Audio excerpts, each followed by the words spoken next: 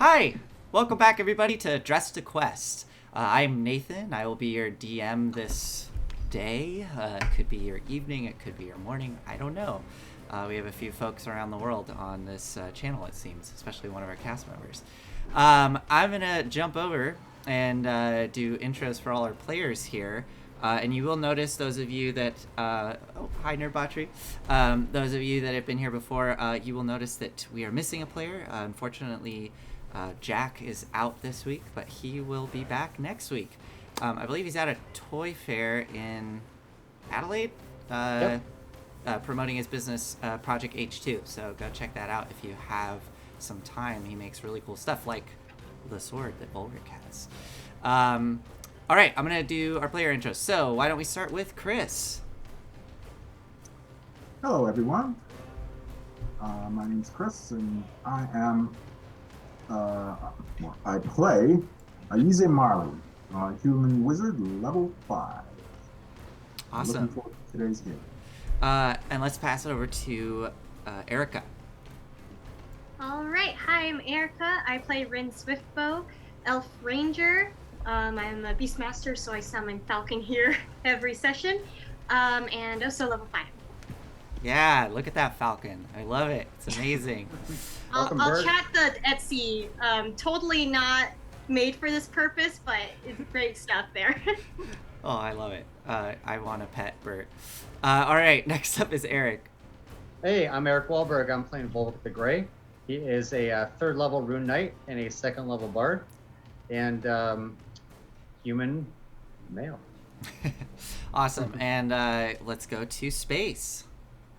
Hey guys, I'm Space. I play an Asimar named Aspen. I am a second level Divine Sorcerer and a third level Hexblade Warlock. Cool. And finally, let's go to Josh. Oh, you're muted, Josh? Hi everybody, I'm Josh, also known as Winged Horizon. I play Shifty Capone, a arcane trickster rogue. Halfling arcane trickster rogue. Excellent. And 3 foot tall. what level are you? I believe we're level 5. Correct. Okay, cool. All right, I think that's it. So let's do a brief recap here, and then we're going to jump right into the action. So I'm going to pass this over. Okay, so welcome back, everyone. Let me get some. Here we go. Welcome back, everyone. Last time we left off, our heroes had finished commandeering the ship and searching all of its various compartments. They had some tense conversations with the lizard folk that were on board, but they managed to come to an agreement. The lizard folk revealed that they need these weapons to fight off an enemy that is threatening their home. The let's see if I can do it. Sahuagin, or Sahuagin, or however else you say it. But the Sahuagin seem to be threatening their home, which is why they're getting these smuggled weapons. You all agreed to go and meet with their leader in hopes of forming an alliance. You also, through some clever use of magic and persuasion and telepathy, interrogated the captain of the ship and got some information as to where they got these weapons from and who hired them to do the job. Some fellow using the alias of Avitus, located somewhere in Neverwinter. Shifty and Aspen recognized the skyline. Lastly, we ended the episode with you discovering a secret compartment, and upon opening it, you saw 2 figures within. One figure being a human woman, in chains and prisoner garb, and another being some sort of elven figure, seemed to have aquatic features, gills, fish-like eyes, webbed hands and feet, and they were both chained up. In a kind of fit of almost rage, Volric pulled the chains off and released them, and you started to communicate with them as the woman who revealed... I don't think she actually said her name, if I remember correctly, but... No, and I was going to ask you, so... Yeah, so she asked for her brother, Frederick, which all of you recognize that name, as that was the Lone adventurer, the body of a person who washed up on shore a 10-day ago. A young man who washed up on shore 10 days ago that prompted this whole investigation into what may be going on. And the fear of Umberlee's tyrants, a confederacy of pirates returning to the Sword Coast to gather slaves and raid the coast. So, with that, let's jump right in. So what do y'all want to do? You see these two individuals there before you. The elf is taking water that Sethreth gathered and pouring it over their body, kind of replenishing their dried out skin. And this woman now is crouching there, distraught, and starting to weep as she heard that her brother is gone. What do you all do? Apologies. Go ahead, please. I would like to cautiously walk over to her and say, if you need someone to talk to, you can come talk to me. Okay. She looks up at you. You can see she has that straight black hair with one side shaved. The hair itself is a bit matty, and those bright blue eyes look back at you, kind of poking through her olive skin, and she looks up and says, "Thank you. I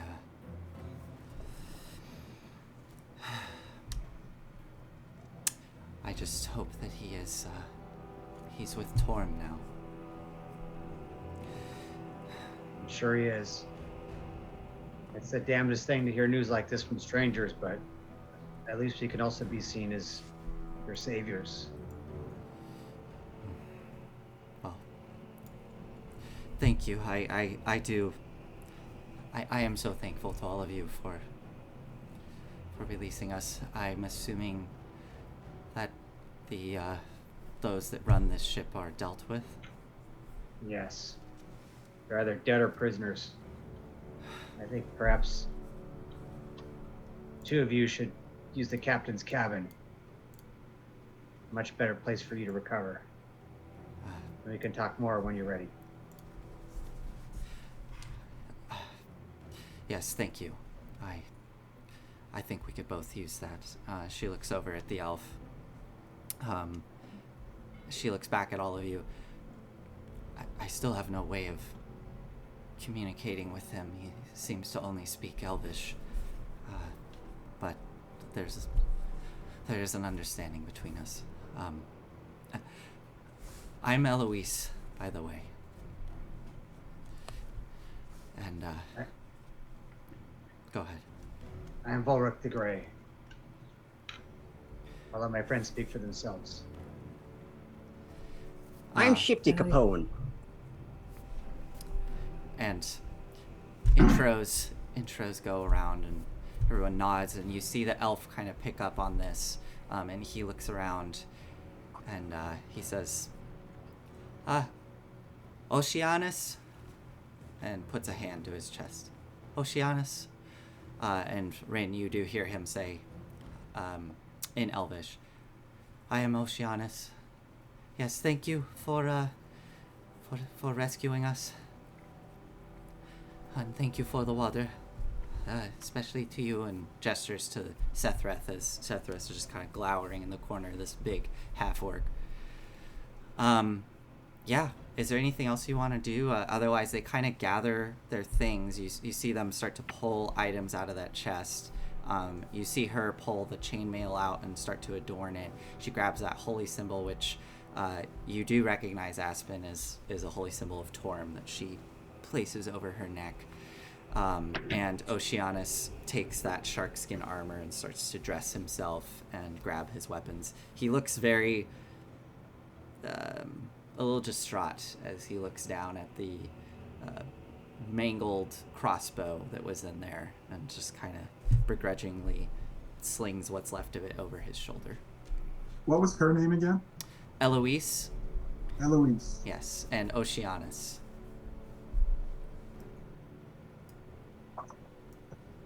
If either of them need help putting their armor on, I'll help them. Yeah. Give them respect. Yeah. They accept it. With Eloise, does she appear to be like a cleric of Torm or a paladin or something? Uh, Could I discern that? yeah. It's tricky. I mean, without it making any rolls, I mean, she's definitely a I, follower of Torm. mm, Whether she's has any divine connection and can control those powers, I'm not sure how you would be able to pick up on that, right? Just from like glancing at it, because there are warriors that, deck themselves out in Torm, but they have no divine powers. So yeah, gotcha. a little hard to tell.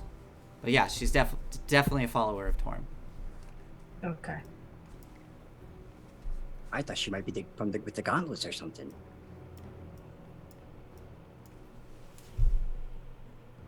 Yeah. Well, I how long have you been captives, if you don't mind me asking? Eloise, like, just finishing putting on her armor as Volric is kind of helping getting it on. She looks up. Uh,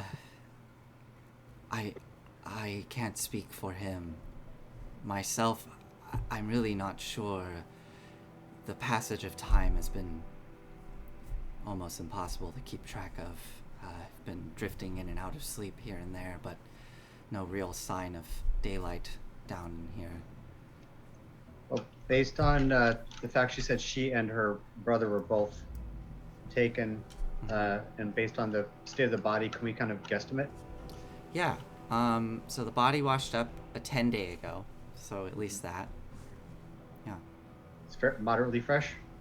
Yeah, I mean 10 days, right? So, yeah. Okay. Yeah.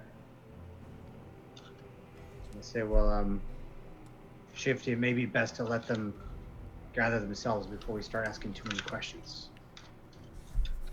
Yes, I suppose you're right. I hope there's not more than that we need to look for. She finishes getting everything on, kind of straightens up and looks towards you all. Honestly, I would like to help any way I can. It feels good to be moving. Is there anything? I'm happy to answer any questions you may have. All right, then. Well, welcome. Where are you Go from? ahead, Volric. Volric? Where are you from? We came from Tribor. My brother and I, we set out to, make a name for ourselves. And, we were coming down the coastway. Decided to stop by Solmar. It seemed like good opportunity, and well, we heard a story of a potential treasure within the abandoned mansion on the outskirts of town. So we decided to go looking for it, and ended up in that bloody mansion, and were apprehended by this lot. She gestures towards the ship. Who did you hear that rumor from? Was it in the taverns? On the streets? It was... I know. Just give me a moment. I know you've been through a lot. It's... I understand. There's a lot going through my head.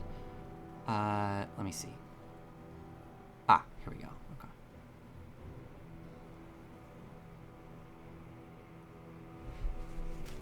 She kind of looks down.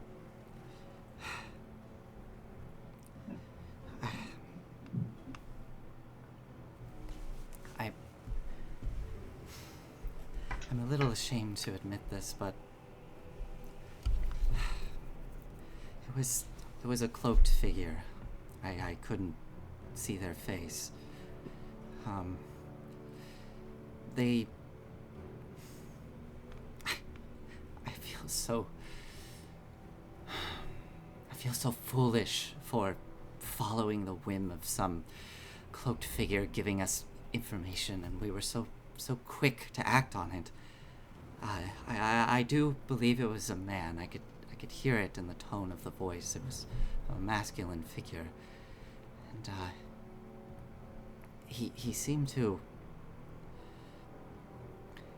tell jokes rather frequently, and kind of had a bit of a. He would seem to clear his throat often, almost nervously, after telling jokes. That's about all I can remember. Nothing rings a bell, right, Nathan? For you, not really. No. Yeah. No. I'll turn to Aspen and Shifty. Sound familiar? Both. Yeah. When did you roll? Sorry. Yeah. Both of you make. I want to say insight check. This is kind of like a retroactive insight, like you're trying to pick up on, these mannerisms of this person and see if you can pick up on something. Okay. I'm gonna whisper this to you, Space. Okay. So on what? on roll 20. I will whisper. I it thought to you you on were, roll I 20. thought you were gonna Okay. say, "Hey, Space." Yeah, I need everyone to plug It's their like ears. everyone cover ears. No one on stream. Spoil. Yeah. So I'll whisper it to you in a moment, Space. So give me a minute while I kind of finish this All scene right. out. So she says that, and yeah, she just finishes with. I really do feel ashamed. I feel as though. I feel we've been had. We were led here. Happens to the best of us, lady. Welcome to the big world, I suppose. Tribor is just a small place, kind of like this. But over here is not so central like Tribor. So don't feel bad. You live, you learn, and you live. I mean, sometimes, you know. Anyways, I'm gonna go get busy. I'm gonna be your captain from now on, and if you want to join the crew, I would love to have you. I kind of like awkwardly kind of step out after I mentioned like casually that some people don't make it. Okay, yeah. So you awkwardly step out of the room. She kind of follows your gaze, and then. And I turn back to her and I say, "Interim captain, this isn't officially ours yet." Oh, okay. Well, yes, let me think on it. I wouldn't mind having something to keep me busy. Thank you. If there's nothing else, I'm going to. I'll go up on the deck of the ship at the very least, get some air. And at this point, Oceanus has finished putting his armor on. Go ahead, Aspen. I was gonna offer to take her to see where her brother was buried, if he was buried in Salt Marsh, if they buried him. Yeah, absolutely. So you say that. Thank you. Yes. Thank you. Thank you. Yes, I would love that. So she agrees to that. You should go rest. I'm gonna if it's all right, if y'all don't mind just role playing for a second, I want to message Space. So just I'm gonna be distracted for a minute. So go ahead, Aspen. Boric, I guess you proved yourself enough for the time being. You know when wrong is wrong and right is right. How long have you been doing this again? Define this, lady.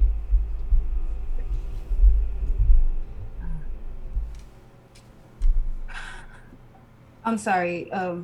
My apologies. Can you say that one more time? Define the word "this." How long have you been adventuring? You seem to have a very commanding presence about you. Wow. I've been active since I was a fairly young man, so going on 35 years or so. But spent about a decade enslaved myself. Another 20 or so at sea, various roles from captain to shipmate to mercenary to part of a war band, and more recently an adventurer. I would say about it's going about 3 years now. That's interesting. It's been a long, very long day. Should we?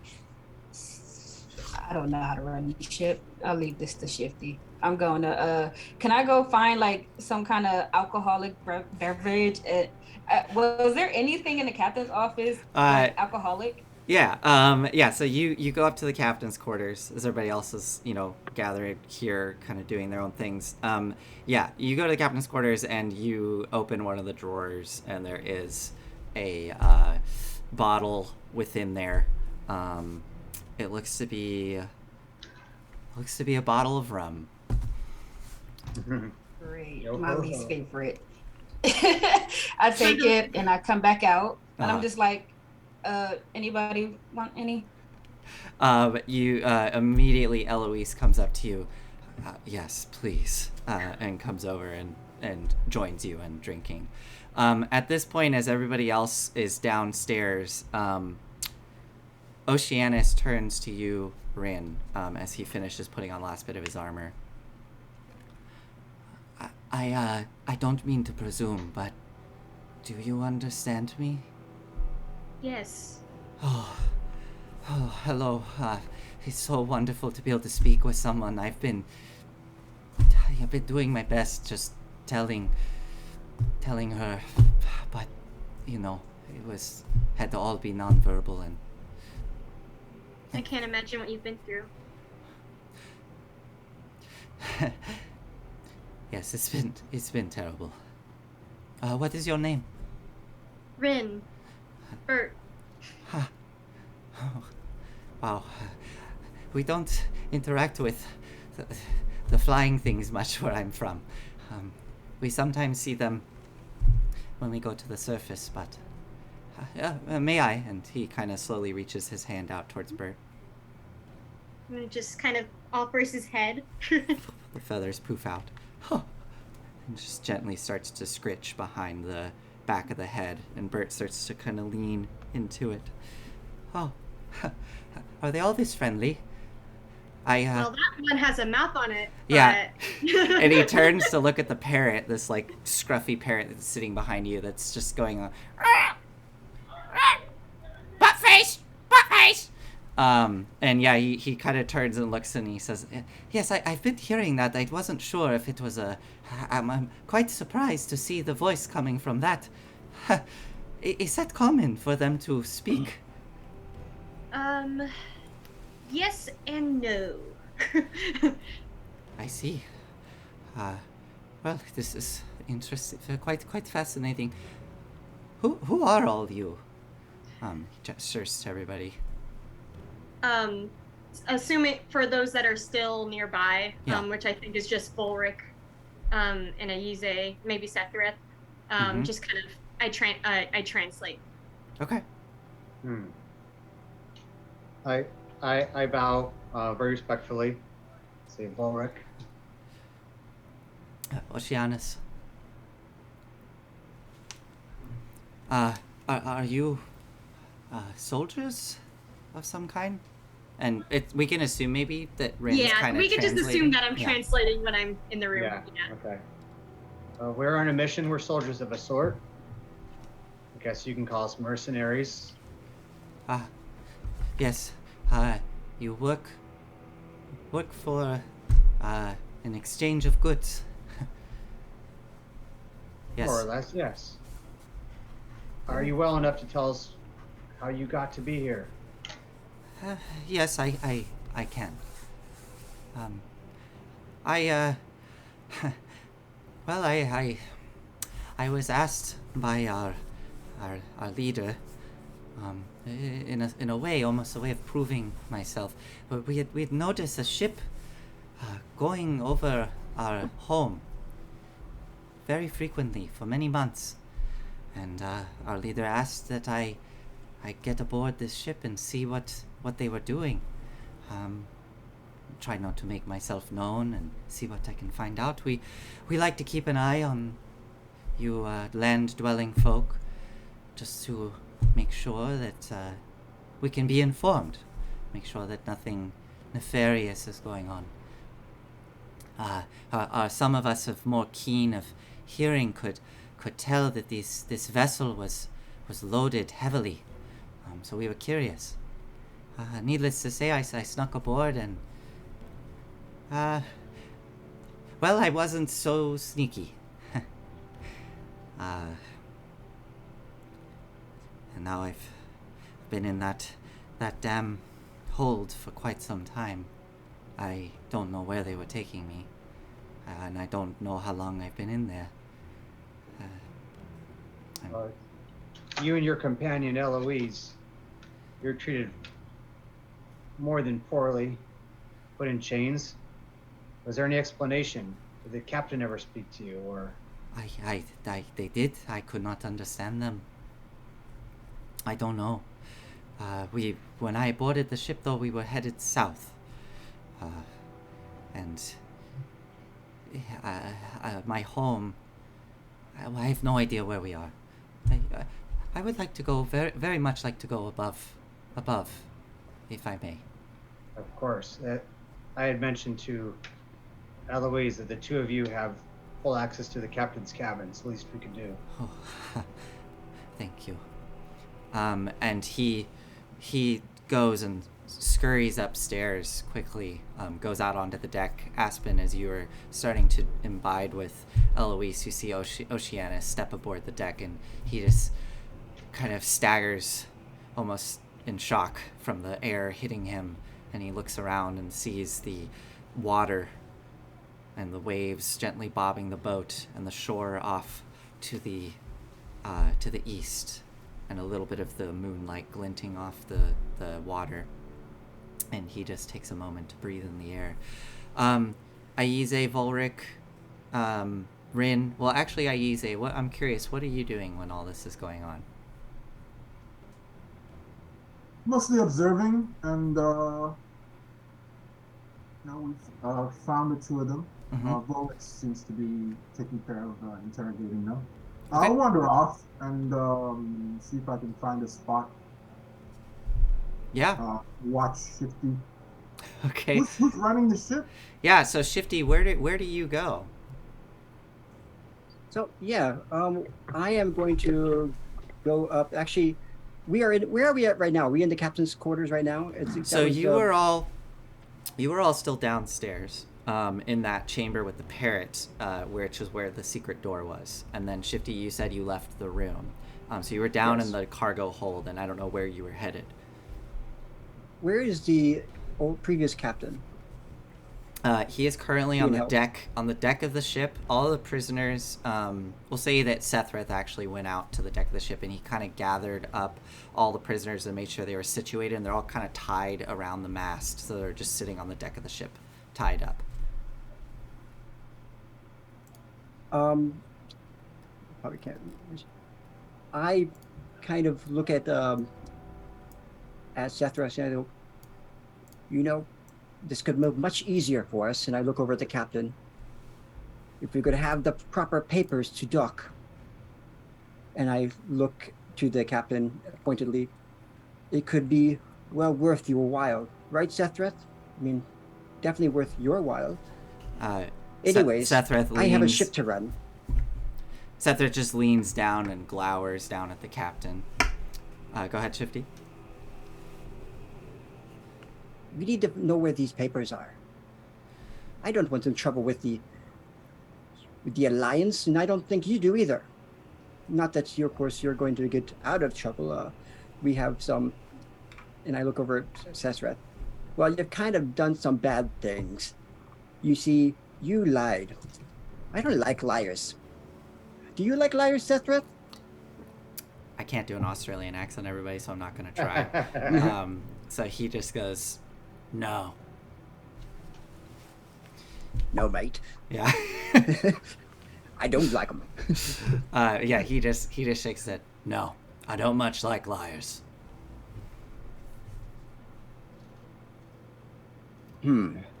Well, Mr. What was your name again? You were Snake Eyes, huh? What happens when a snake loses his eyes?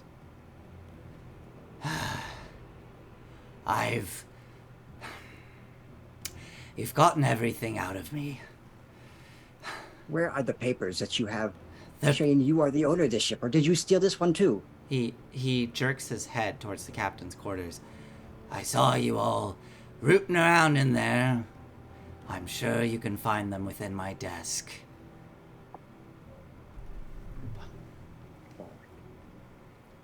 Very well. It's going to be the death of me. And I say, well, Sethreth, I don't think they're going anywhere. We need to start heading back to harbor. But actually, we're going to make a little detour, as you know, to drop off a few of our guests. Where did you get them from, anyways? You asked the captain about the lizard folk? Yes. He looks up. No, about the Oceanus and... Oh. Well, so you maybe say... he thinks I'm yeah. talking about the lizards, yeah. Yeah, I mean, he goes, they're our clients. What do you mean? You've seen... Oh, you mean the ones that were in your back office, tied to the deck, chained to the deck? You mean those ones, the captives, the ones you said you don't trade in flesh for, the sea person? Man. Go ahead, Aise, what was that? I thought Shifty said lizard men. That's probably confused the captain. No, I'm not talking about any lizard men. I'm talking about two captives. They were not captives. They were guests of yours that you were dealing with. What I'm talking about are the two prisoners that you were keeping here. Where did you get them, and why did you take them? There ain't This is nothing not wrong. what we do. There ain't nothing wrong with having prisoners on board a ship. You can't prove that we were going to be selling them as slaves. Why were they prisoners? What were they doing against you? They looked pretty distraught to me. They was meddling. Just like the lot of Meddling? you. Poking their noses where they weren't supposed to be. Really? I take out my rapier and I poke his nose. Really? Poking noses? Is that what we're talking about? And I pierce his nose. I think you need a new nose ring. Ah, Now don't me mouthy to me. you already tried this earlier. I'm not talking this way. I am not trying to be mean to you, but what the hell did you do with those people? Why did you have them? Well, we was gonna be making sure they weren't gonna be divulging what we was up to. But now you found everything here. They can be free. They can go about their business. Makes no matter. And where'd you pick them up? I had to figure out where to drop them back. One of them was found on the ship. The other was poking around over there, and he gestures towards the direction of the abandoned mansion. They mentioned, I was in the room for this, right? Mm-hmm. They mentioned that somebody told them that there was a reward over there. Was that one of you, Lot? He kind of squints his brow and looks really confused. Yes. What do you mean? That one and the one that we found diseased on the surf a 10 day ago. They were both told of something about some treasure, something that they could go with as an adventure if they go to the abandoned mansion. I know nothing of it. So are you the one who took them and killed that young one? He tried Why killing... would somebody send you? He tried killing one of us first. We just defended ourselves. Really? Really. No, you have no idea why somebody told them to go to you No. where you were. I have no idea. I know nothing of whatever you speak of, some treasure. I don't know what you're talking about. It was just an look at abandoned something. house. It was supposedly haunted, so nobody went there. It was a perfect spot to set up. I'll let the Alliance deal with you. You're no use, sir. And I go back, and this ship requires how many people to run? To Yes. steer? So we discussed last time you can run it with 3 people. It won't go its maximum speed or anything, but you can run it. And you probably could run it with 1 person, but there's a high chance of like something going wrong. But Well, 2 people, right? One steering, one doing the sails. I mean, you could maybe do it with 1 person running around doing the sails, running back. My little legs, my little 3-foot Yeah. legs, 3-foot shelf would not be able to get across. But Yes, okay, but 3 people. You need 3 people to run it. how far are we from shore? Yes, so from shore, you're probably less than a mile. I don't know, half Okay, a so it's mile or visible. so. Yeah, you can see the shore for sure. And then from Salt Marsh, you're about like 5 miles out of town ish. It's not that far, so pretty From that close. point we were supposed to drop them off, it's probably about half an hour away. Oh, you mean for the lizard folk? Yes. The lizard folk, the place that they marked is about close to 10 miles south of Salt Marsh. So it About would half a day or something, 2 hours, 3 hours. on a boat like this, it would take no time at all if you can How's get the it up wind? and Pretty running. good. Yeah. All right. Is it nighttime still, or is it? Oh is yes, yes. it- okay. It is. I would say it's actually approaching middle of the night, like 1 a.m. status. Perfect. Like the ship was coming here, around, we'll say like close to midnight, right? And then you've done all this, so it's about 1 a.m. Perfect. I am going to tell Sethras. I was like, well, we need to get the ship up and going so we can drop it. The guests they had, the business partners, off in their place before daybreak. Could you go get Volric? He has, I think, the capability, and I think he has some seaworth to be able to help me run this ship. I'm only doing this because Volric said I should listen to you. And that he agreed that you'd be captain or something like that. I don't know. Still don't trust you little child. And he goes walking down the stairs. So he goes downstairs as you all are finishing up with Oceanus. Sethreth pulls you upstairs. Rin, did you want to do one more thing? Oh no, finish your. No, that's it. Sethreth just comes and basically says, "The child wants to speak with you," and gestures upstairs. I'll continue to another scene because I want Rin to talk to Oceanus later. Oh, yeah, okay. Sure, let's resolve this first. So I'm you just all... writing my thing. Yeah. I'm going to the steering. Got it. So you all go upstairs, and Volric, Sethreth, brings you, or, says that Shifty wants to talk to you. I'm assuming you head over there. So Volric and Volric, you walk up and see that Shifty is getting up on the helm, checking it out. I imagine him hanging from the wheel, and it's just kind of like with the ocean, just kind of. I have definitely moved a crate up so I could easily maneuver it. So you walk up. Maybe Shifty's 2 crates. Yes, Shifty's pushing some crates into position as you walk up. Okay. All right. I say, looks like Eloise is going to stay with us in the short term. We'll drop off the lizard folk. The sea elf is named Oceanus. Likely want to jump overboard when he feels better, but I guess we'll find out. Well, I think we should set off right away so that we can be back by daybreak, but drop these snake folk off in the middle of the night, in the darkness, before anybody knows any difference, so that when we come back, they'll see that we are arriving. And yes, we're arriving at the daybreak, nice and smooth, with some fanfare perhaps. But speaking of which, you had some papers from the desk. I returned them to the desk. They're free for you to read, sir. Okay. I will be right back. Okay. Could you man the wheel while we do this? And just sort of, do you know anything about, have you been on a boat before? Couple Sir times. Bullock? Do you know about rigging? Those things? Ropes, riggins, yes. Yeah. I'll figure it out. Awesome. I know you are going to be the amazing, the best first mate, and even quartermaster. You've got it in you. I know you do. One has aspirations, you know. As you should. As you should. I think You we're are- going to be great partners. In fact, if you want, I'll even let you drive drive Sea Glider back. Would you like to do that? Sure.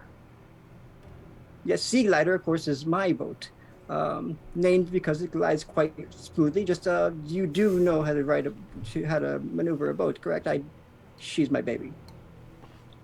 Yeah, you're actually quite capable with that. How many times have you captained a boat of any size with any crew?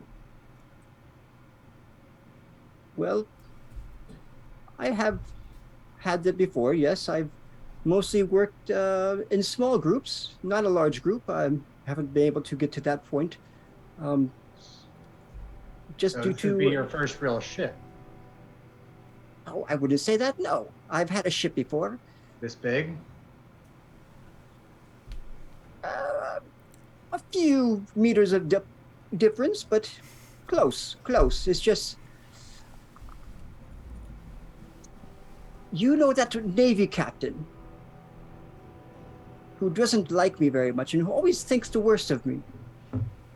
Well, from what I glean, you don't have the best reputation, but that's all right. Who cares, right? I don't have the best reputation because people don't understand me. They judge a book by its cover and not by its contents. It's not my fault my name is Shifty. Have you smuggled goods here in Saltmarsh? Who hasn't? More than once? No, really, who hasn't? See, you have come here as a stranger. That's what was so frustrating for us before. Me and Aspen, you were placing judgment on us as criminals. But really, our livelihood depends on sometimes going through the back door or smuggling, as you call it, because, well, the Lord Alliance has kind of cut our legs from underneath us. They're trying to take our only livelihood, which was actually being able to bring the goods in that were legit. Now we're not able to so much. You see, they're forcing us into destitution. Which is why you saw me so frustrated with him and why this ship here, Sea Ghost, this one is the one that could really make a difference, not just for me, but for Saltmarsh. Elaborate. So, right now all we have at Saltmarsh really are a lot of smaller boats, like the cutter I have, like Sea Glider. We have a lot of those because really we just need to get through the marshes, and that's what we've had to adapt to. We've had to change. Of course, there is some people in Saltmarsh that have bigger boats, but they're kind of a monopoly. You don't really go against somebody who's already got an established market, so to speak, whatever they're doing. But so the smaller boats, yes. Have you heard of the Chase? I don't know. Have I heard of the Chase, Cut Mr. to it. DM? Oh, God. You can be so rude. What I was saying is, looks can be deceiving and so can names. You got a big Don't boat. judge. How are you going to change Saltmarsh, my friend? Oh, that. How are we going to change Yes. Saltmarsh? That was the question. With that, we can actually do mercantilism. We can actually do commerce. That isn't just small pieces here and there. We can actually make a difference. That is why it's important. With a ship like this, we can actually do something that's going to make us enough money to be able to fund our defense. So you have see- aspirations of becoming a merchant now, a legitimate one. I And have again- been one. I have been a legitimate merchant. Why do you think they told me to come? Because I'm the one who can get a boat anywhere. But also because I get the job done. I have been a merchant. Like I said, we have been forced to go under the table instead of over the table. If this will give us the opportunity to finally be back on the even ground with the alliance and Okay. All right. I forgot the name of the city. All right. So, Aize, Ren, Space, Aspen, and Turns back Sethrath, into the if in fact we do gain ownership of this boat, which yes, you can wear the captain's cap if you like. It's all of ours, and we'd have to decide if we're in the merchant business or not, or if you want to sell your share of it. But If we're in the what business? well, so if you're listening to our Oh, friend no. here- I heard him starting to babble and I just wandered off. We are all going to be part of this ship. A ship cannot. A captain does not have a ship without a crew. Please, cease. Wait until I leave and then you can talk. All right? That one is. I like him, but he's very strange. He I gets told you things to done wait too. till I leave. I leave. well, But Aspen, we all. you work at the Empty Net, correct? Yes. Perhaps we can talk more about it there. I'd much rather hear this soliloquy of yours while I'm Absolutely not. Absolutely not. The atmosphere there is a very Not pristine conducive. one, and shifty kind of brings the patron morale down. So What? I'm sorry. Look, they told me not to tell you, but Aspen. I'm sorry. They just say sometimes you just go on, and I can't look at his face. She told me she liked the sound of my voice. Who told you? His mom. Oh, I did say that shit. Oh, I mean, I do. You are. We'll talk about that later, Aspen. All right. Anybody rum? Anyone? Yes, Anyone? please. Yeah. And I yeah. take one and take a big old promise swig. to drown you out. I need to to sleep. The deck as far away from Shifty as humanly possible. Isaias, okay. If I have to go to the crow's nest to get away from him, that's where I'll be. I His just voice do not carries. want to hear the sound of his voice. So, Okay, archive, hum to me. Oh yes, I'm Oh, I might. Sea noise.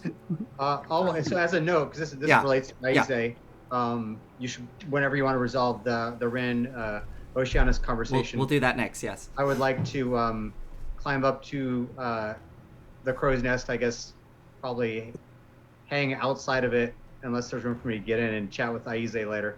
Oh yeah. Oh, yeah, sure, I'll move over. Yeah. There's enough room for 2 people to be up there Yep. easily. I'm Okay. sort of sitting in it with my legs dangling out.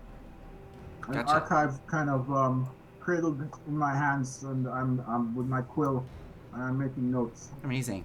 So as you're sitting up there doing that, Volric, you start to climb up the rigging to get up there. But Rin, what are you doing with Oceanus? He's currently out on the deck. He's over by the railing and just kind of has his eyes closed and is letting the wind just blow through his hair, which is starting to kind of like, furl back. He has very almost like shoulder length green hair that just cascades down. Just because I thought we were all going to go to the captain quarters, mostly with Aspen and Eloise, but Yeah. still going to talk to him first. Okay. Just tries to kind of not sneak up on him, but you could hear the steps Yeah. to approach him. He turns and sees you and Rin, hello. Hi.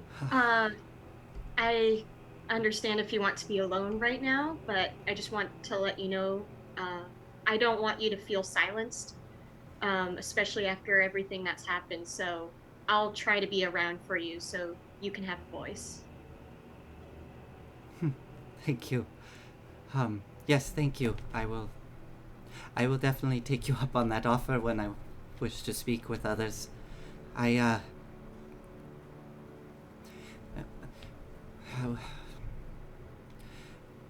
What are you all doing next? I'm gonna ask Aspen if she can grab the wheel and keep it pointed in that direction. I point Sure. to the kind of a crowd line. Say, keep it pointed in that direction. I hand her a compass. Okay. It should be going southeast. Okay. And then I'm going to say, I'll be right back. I have to go get something that was left in the office. Right. So yeah, you go get the paperwork. That's fine. You're able to do that. So we're unless you want to, Shifty, did you want to come in and into this conversation with Rin and Oceanus? Because otherwise, I'm going to cut back to them as they're standing there. No, at the not side. at all. I'm going to be minding my own, and Got it. And if they look at me, I'm just like, official business. Okay, all right. So Rin and Oceanus. We're having the serious moment. Rin and Oceanus are over at the railing, and yeah, he asks you, Rin, what is it that you all are doing next? Well, there's, as you could imagine, the men that captured you and Eloise. They're not, how should I say, not doing quite desirable actions. But it looks like they were trading weapons with these lizard folk. I'm not sure if you've heard or seen them before. Oh. This pertains to you, actually. Talks of a sea monster that they're dealing with. Oh, what is this monster? I'm gonna ask the name because I don't remember. Sahuagin. That's how I pronounce it. I don't know if. All right, Safuwagan. Except Sahuagin. more confidently. yeah. You watch as Oceanus, his face drops. Oh, I see. Unfortunately, we do know of these creatures. I've heard many stories. There are many stories at my home that have been told when growing up of the Sahuagin. Well, that's not good.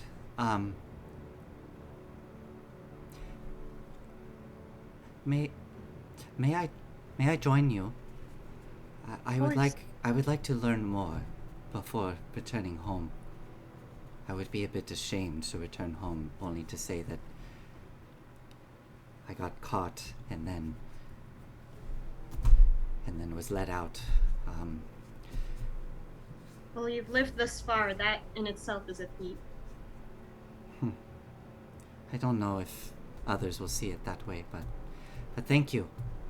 And every time they look at you and kind of look up, their eyes are the kind of striking part because they're really large, almost alien-like, these fish-like eyes with the aqua irises that almost seem to be kind of like gently pulsing with like a bioluminescence within.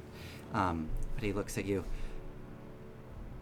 All right, well, and he kind of looks over and kind of looks a little confused. You see he's looking over at Shifty, who's going into the captain's cabin, and then looks up at Volric, and he goes, I couldn't tell, but it seems like one of those two are in charge. The bigger one does, let's say I have more experience with him doing the talking. That one was talking quite a lot and points towards Shifty in the captain's cabin. He's a new fellow to me. He's and she really thinks about choosing her words carefully. Well, I can say that at least along with him and the rest of us, we're going to do something about that monster. So good. I would very much like to join if you can tell everyone, and if there that's... shouldn't be any reservations on the other's part, of course. Thank you. Rin, is there anything else you want to ask Oceanus? I could leave him alone at that point. Okay. Yes, Aspen? I wanted to talk to the captain, but I wanted to wait until everyone was resting. Got it. We'll do that. I think we'll do that last. So we're going to first do Volric and Aize. Then we'll do that. And if anybody has any last things, we can do that. But otherwise, we'll kind of move on to the next phase of our journey here. So before we cut to you, Aspen, Volric, you're climbing up the rigging and pull yourself up onto the crow's nest. Yep. You see Aize dangling his feet there with the book out. Aize, you hear Volric pull himself up. Oh, hello, Volric. I pull out a flask and I say, more rum? Oh, yes. 16 men on a dead man's chest. Yo ho ho, and a bottle of rum. pray to the devil and send the rest with a ho-ho and a bottle of rum. Yeah, nice voice. Thank you. Granted, only the seagulls and archive can hear me up here, but I do like to sing in the crow's nest on occasion. Yeah, so I notice now you're talking to your book and it's talking back. This is new. Don't pretend, don't speak like archive is not here. Look. Yes, I'm right here. You can address me. Well, nice to meet you. My name's Turner. That's. I hear a joke coming. I hear a joke coming. Page Turner. And I reach out and I just turn the page once and Excuse me. That was a terrible joke, and please ask for permission before touching me. Fair enough. Fair enough. Well, Oh, record that joke though for posterity. Oh. Entry to someone. Oh, must I? Must I taint my pages with these drivel? Okay, fine. And starts to write it out. Put it in the corn section. Oh, yes. Oh, no, not you! It's infectious! Oh, dear! so, Aiza, I wanted to check in with you before we got to shore. It looks like we'll be dropping off this lizard folk. Very good Yes, chance that we'll is come the back plan. to them. You're still in line with helping them if the price is right and it makes sense. Price or whatever. I mean, we still need to negotiate. We'll have to talk to their queen. And then looks like Eloise will be joining us for the short term, and not so sure about Avatar over there, but he's been talking to Rin. Avatar. Sorry, got to break the fourth wall once in a while. Is Eloise, as I suspect, a priestess? Could always use a cleric. I did not ask, but I assumed with the blunt weapons and the armor that she was some manner of cleric. So I suppose the next question, though, I'd like to be on the same page with you, so to speak, and I look over at the book and I kind of smile, and I say, I groan for my book.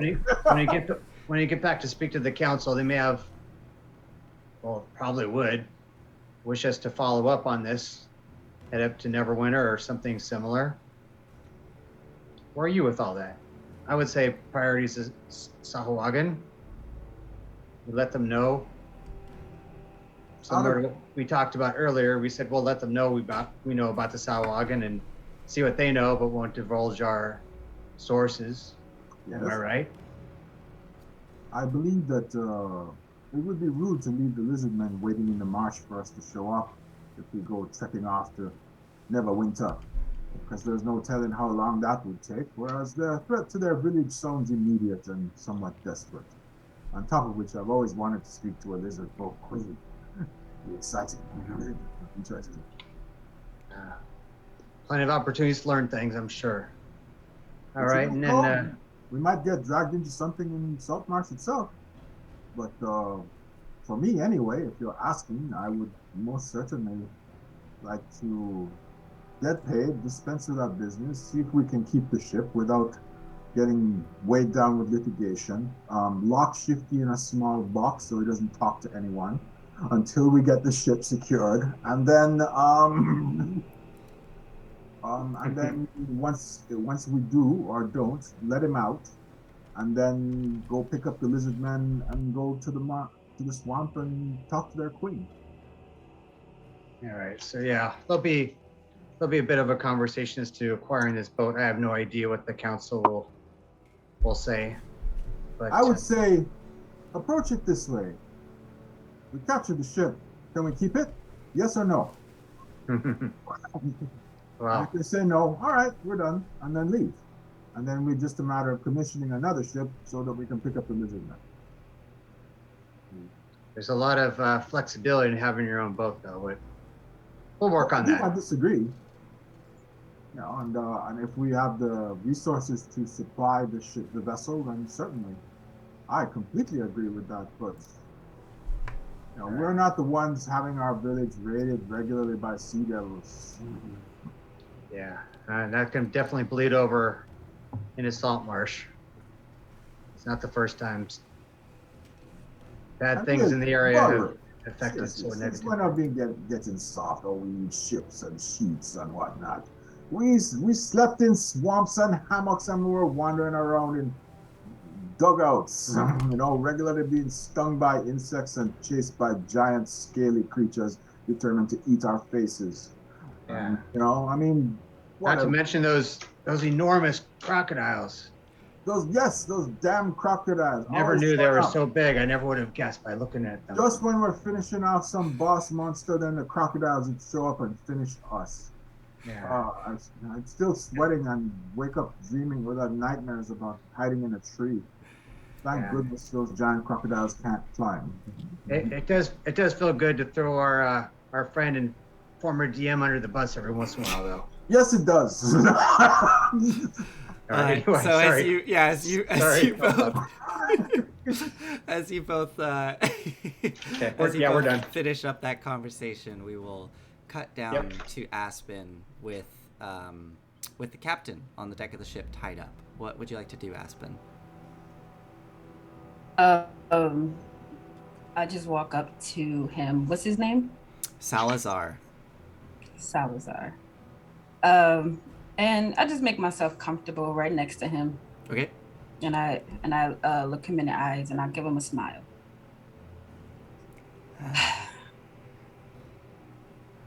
What can I help you with? I think we need to have a conversation. It would be a bit more easy if I was not tied up. That's how I like you, tied up. Oh. Well, that's nice. Listen, I'm gonna whisper a name to you. Oh. I'm not gonna. DM. I'm looking at you, but I'm not gonna say it. But I'm gonna whisper a name to him. Okay. And I want to gauge his reaction. Okay. So you lean in to whisper the name. As you are doing this, he goes, "I'm looking forward to this," and just kind of gets a little too close to you as you whisper. You whisper the name. Go ahead and make an insight check with advantage as you lean back to gauge his reaction. 15. Okay. Let me go to our dice roller here. So I can see that. 15. Okay. You lean back as you finish whispering the name, and he's just smiling back at you. There's no recognition in his face. Don't know who that is. But now I have a name. Who said you were gonna live? Well. And what I want to do is I'm gonna pick him up. Yeah. And I'm gonna walk over to the edge. Okay. Of the railing. Okay. And I'm gonna try to throw him over. Oh shit. Okay. You're just throwing him over the railing. Okay. Yeah, he's tied up good, right? Yeah. Oh yeah. Yeah. Okay. Swim. Go ahead and make a strength check with advantage. Cool. As you just pick him up and chuck him over. This isn't like he's obviously struggling. 7. Here. Actually, what I'm gonna do, this would be a contested roll because he's trying not to get thrown over. So I'm gonna have him do a strength check at disadvantage. Let's see if he can break out of this. Oh, he rolls a 1. Are we all asleep and it's her watch or something? No. So, okay, this is happening very fast. This is happening very fast. So, hold on. Let's resolve this. Oh, he got a 7 too. So he beats it, I guess. So he is, you are struggling with him. So you all see Aspen lift up the captain, drag him over to the railing, and start to go to throw him overboard. But he is kind of doing the, like, toddler dead body weight to just try to, like, not get lugged over, and you're struggling with it. So Aize and Volric, you're up on the crow's nest, and you see this struggle happening. Rin, you're with Oceanus, just finishing up your conversation, and this is happening just to the right of you. And Shifty, you're in the cabin, and you hear a commotion behind you. I would say that Rin is the closest. If you have something you want to do to react. Okay, so Rin just is like, not again, and then tries to like go, like when I'm assuming he's still like on after that struggle is just like now on the floor again. Yeah, I mean he's kind of like pressed against the railing, like pulling away from Aspen as Aspen's trying to pull him over. So they're both standing. Okay, so Rin's just gonna walk over and not touch anything. It's just like, Aspen. So you say that. Just like even tone. Okay, so you say that. I will let Volric and Aigize react. You see Aspen go in and say this. Do either of you do anything? Volric, I can feather fall you down there if you want to jump. I've got it. And I will step off and feather fall myself because I'll have the spell. Okay. And so, as I go down, Oh, you have the spell? Yeah, I have it also. Okay. You never know though. I mean, one of us could be incapacitated and the other one might need it. So, as I'm feather falling down, I know things are moving fast. Yeah. I probably won't hit the deck yet, but I'll say, Aspen, you're throwing away about 400 gold pieces there. Is there a reason for this? Okay, as you go drifting down, boom, boom, land on the deck. Shifty, I'll let you do one reaction here. As you hear this commotion, you look over your shoulder, you can see through the captain's door, this is happening.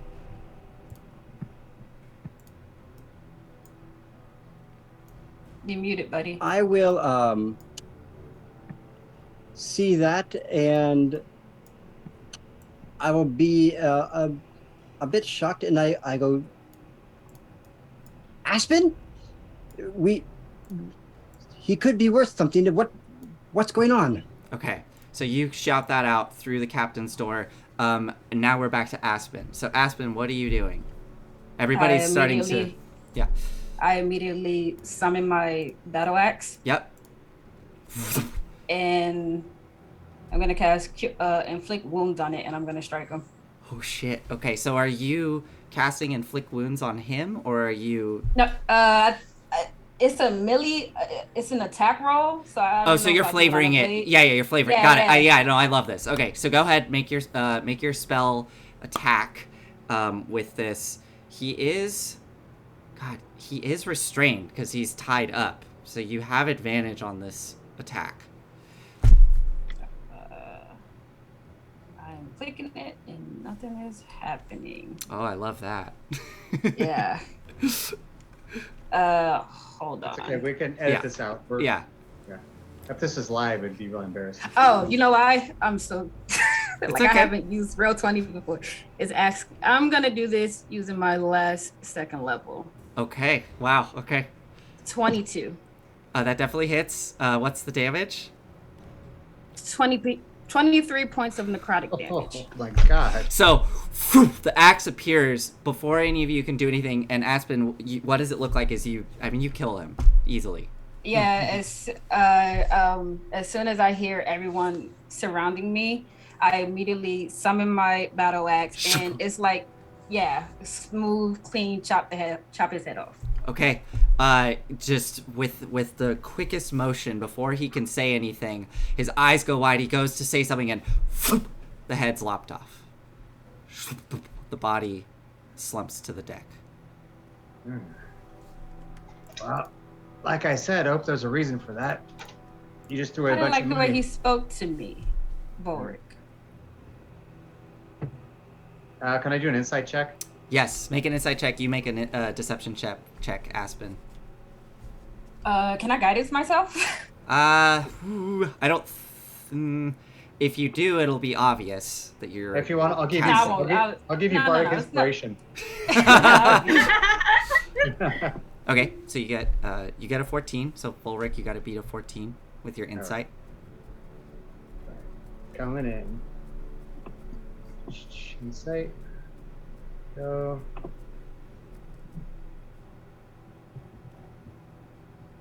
Oh, I got that. 22. Okay. So Aspen, this is kind of up to you. You can say out loud to Volric, or if you want to keep it secret, you can whisper to Volric in chat. But I mean, I guess base level. What does Volric notice? Like, are you telling the truth?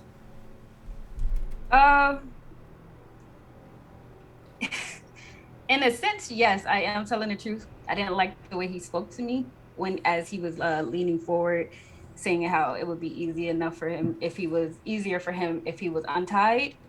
Uh, on a it's something deeper. He definitely sees that I'm not being completely truthful. Right. Yeah. So it's sort of like a half lie. Yeah. Do you think that Volric noticed? Was there any fear in this Aspen for you of what he could have done, what the captain could have done? Was there any fear there? Or no? Yes. There was. Yes. So maybe Volric, you also detect that. Is that fair, Aspen? Mm-hmm. Okay. All right. Okay. I'll just kind of raise an eyebrow. Fair enough. And I'll log that for a private conversation later. Okay.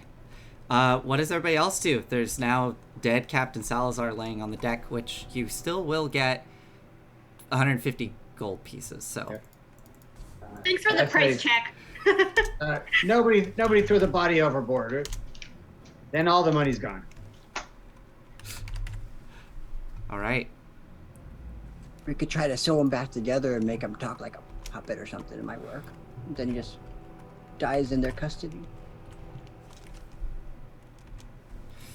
I don't know. I only know if you have magic. Somebody know. I've heard people can do that.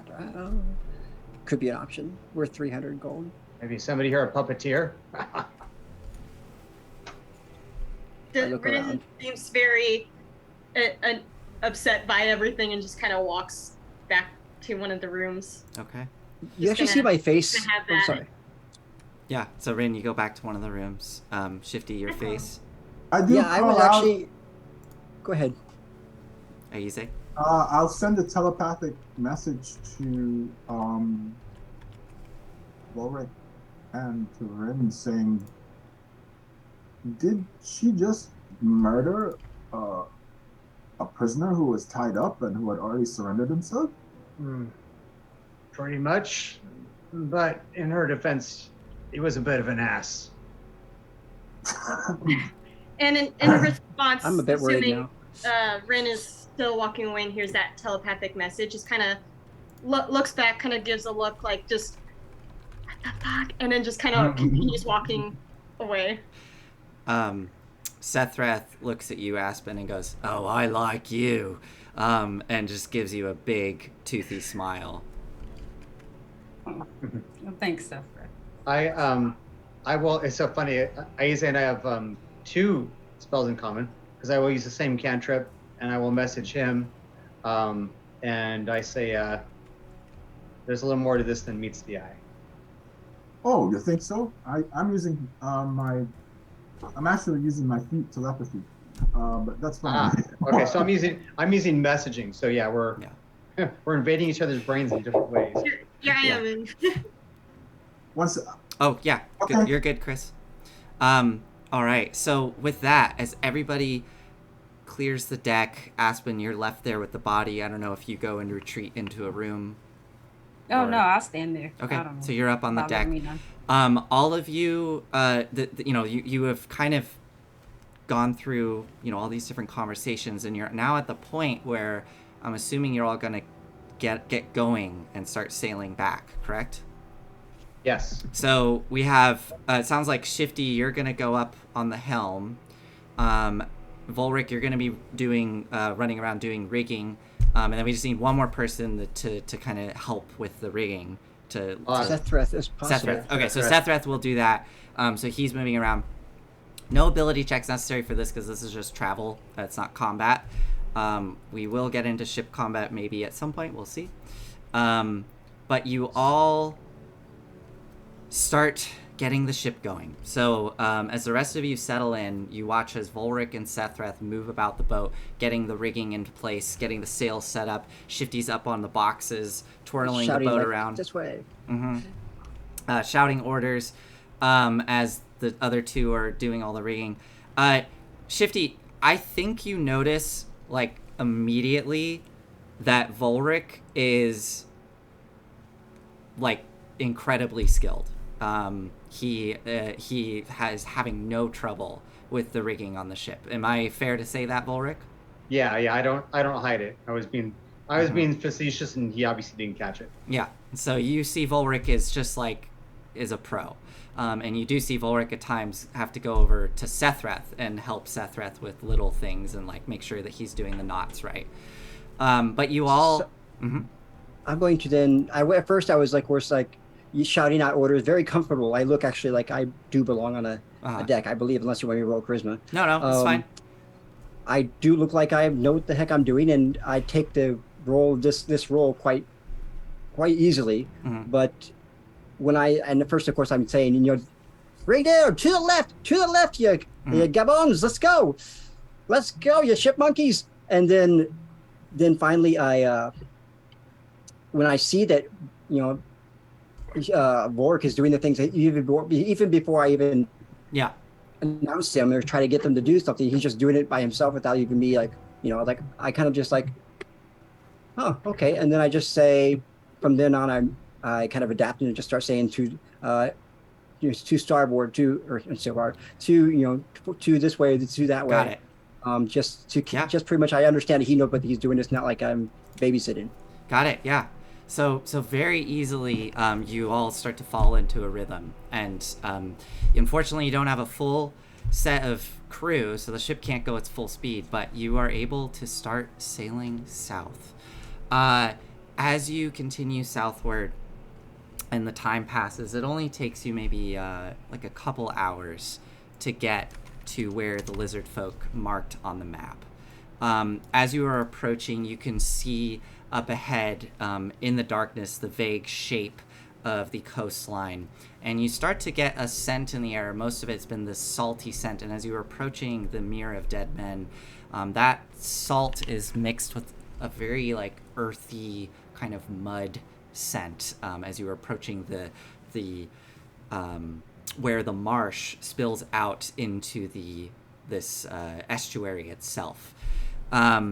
As you approach Shifty, you would know that you're going to have to essentially not bring the ship fully in. You're going to have to anchor it and then send one of the smaller boats in.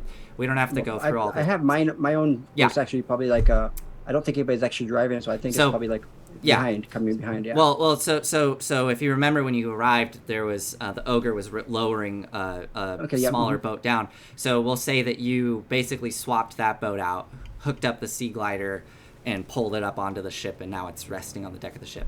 So you get the sea glider out and ready to go. The lizard folk come out, still a bit mistrustful, holding their weapons, holding the chest close to them as they're glancing around, and they kind of slither down onto the sea glider as a small crew, probably Shifty, I'm assuming you're leading this. You take the lizard folk to the coastline. And I would actually probably like, if Aspen is around, that's fine, to have her or Sethreth join me. Okay. Because, just in case we are ambushed by Sahwagan or some other crap. Of course. I don't want to be seen as an easy snack.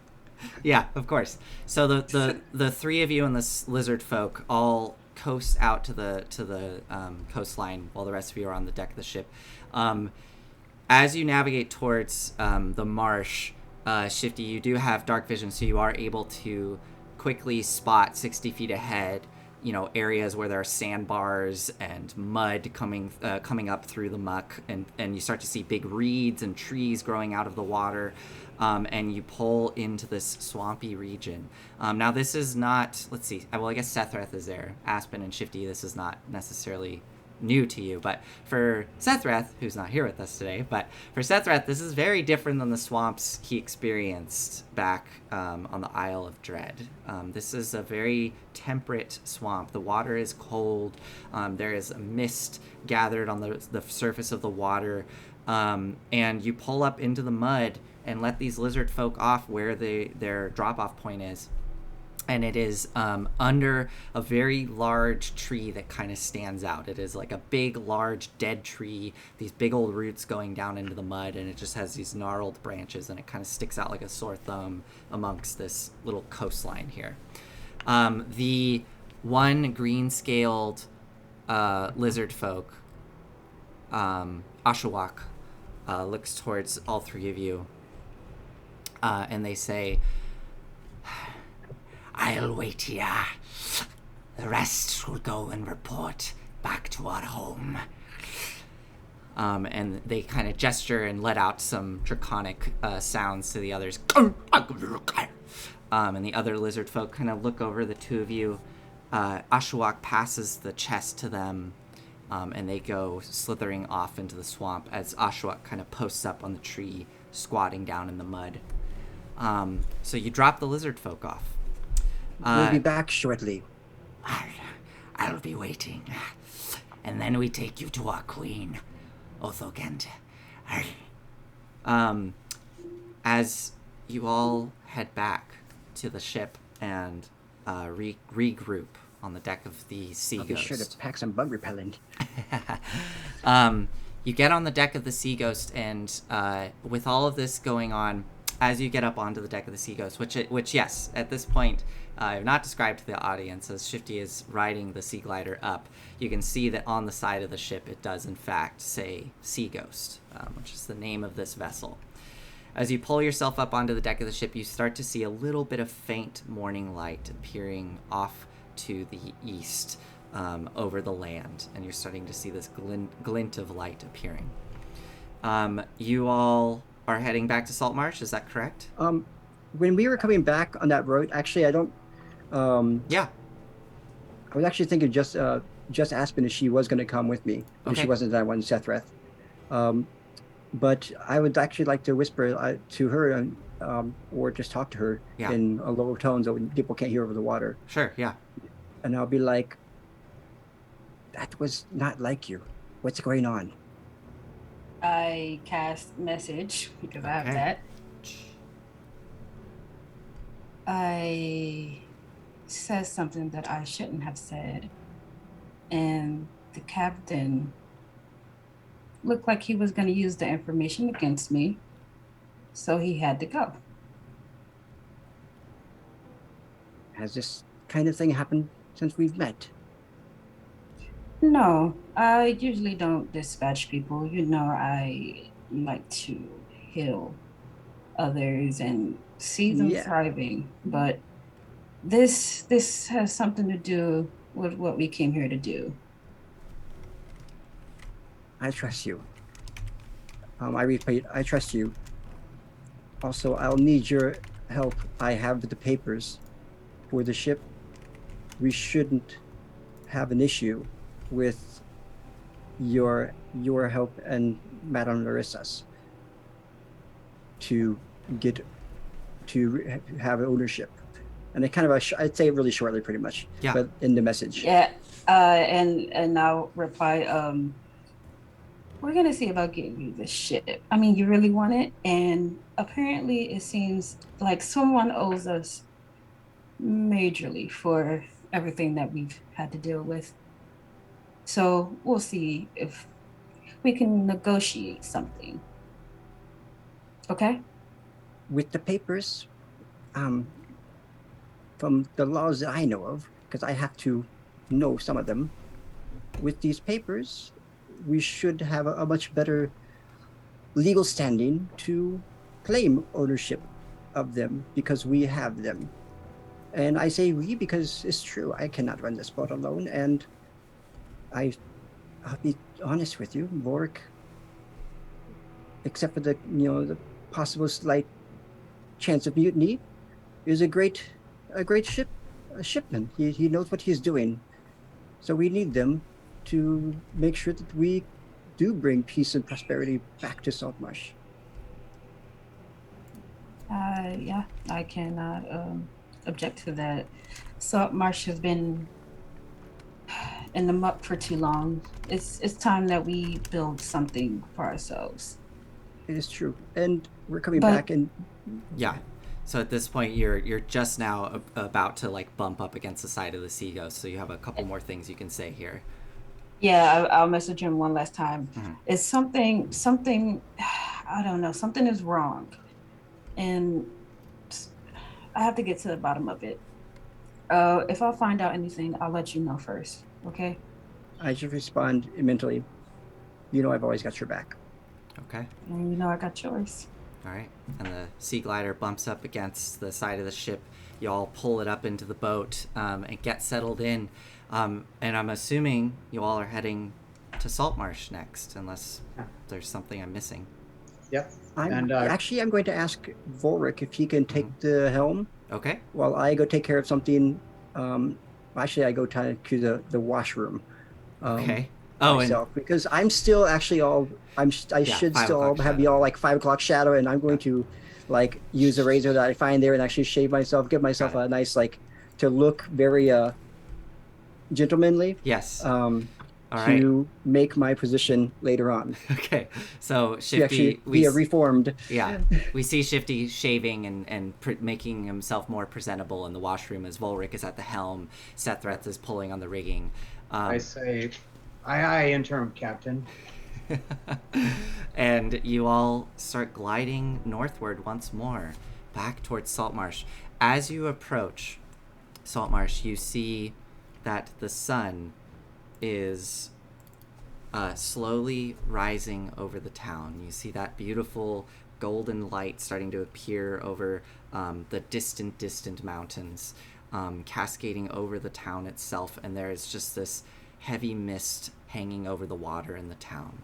You start to hear the sound of birds slowly waking up with this light approaching, distant gulls crying, and as the mist starts to burn off in part, up ahead you see Saltmarsh coming into view. Saltmarsh, as you approach, you just see this small, sleepy fishing village.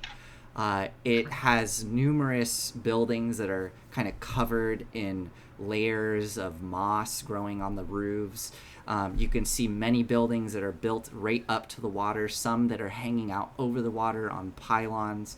There are multiple docks all going out, and as you are approaching, you see many ships, small ships like about the size of Shifty's, little fishing vessels that are all heading out for the day.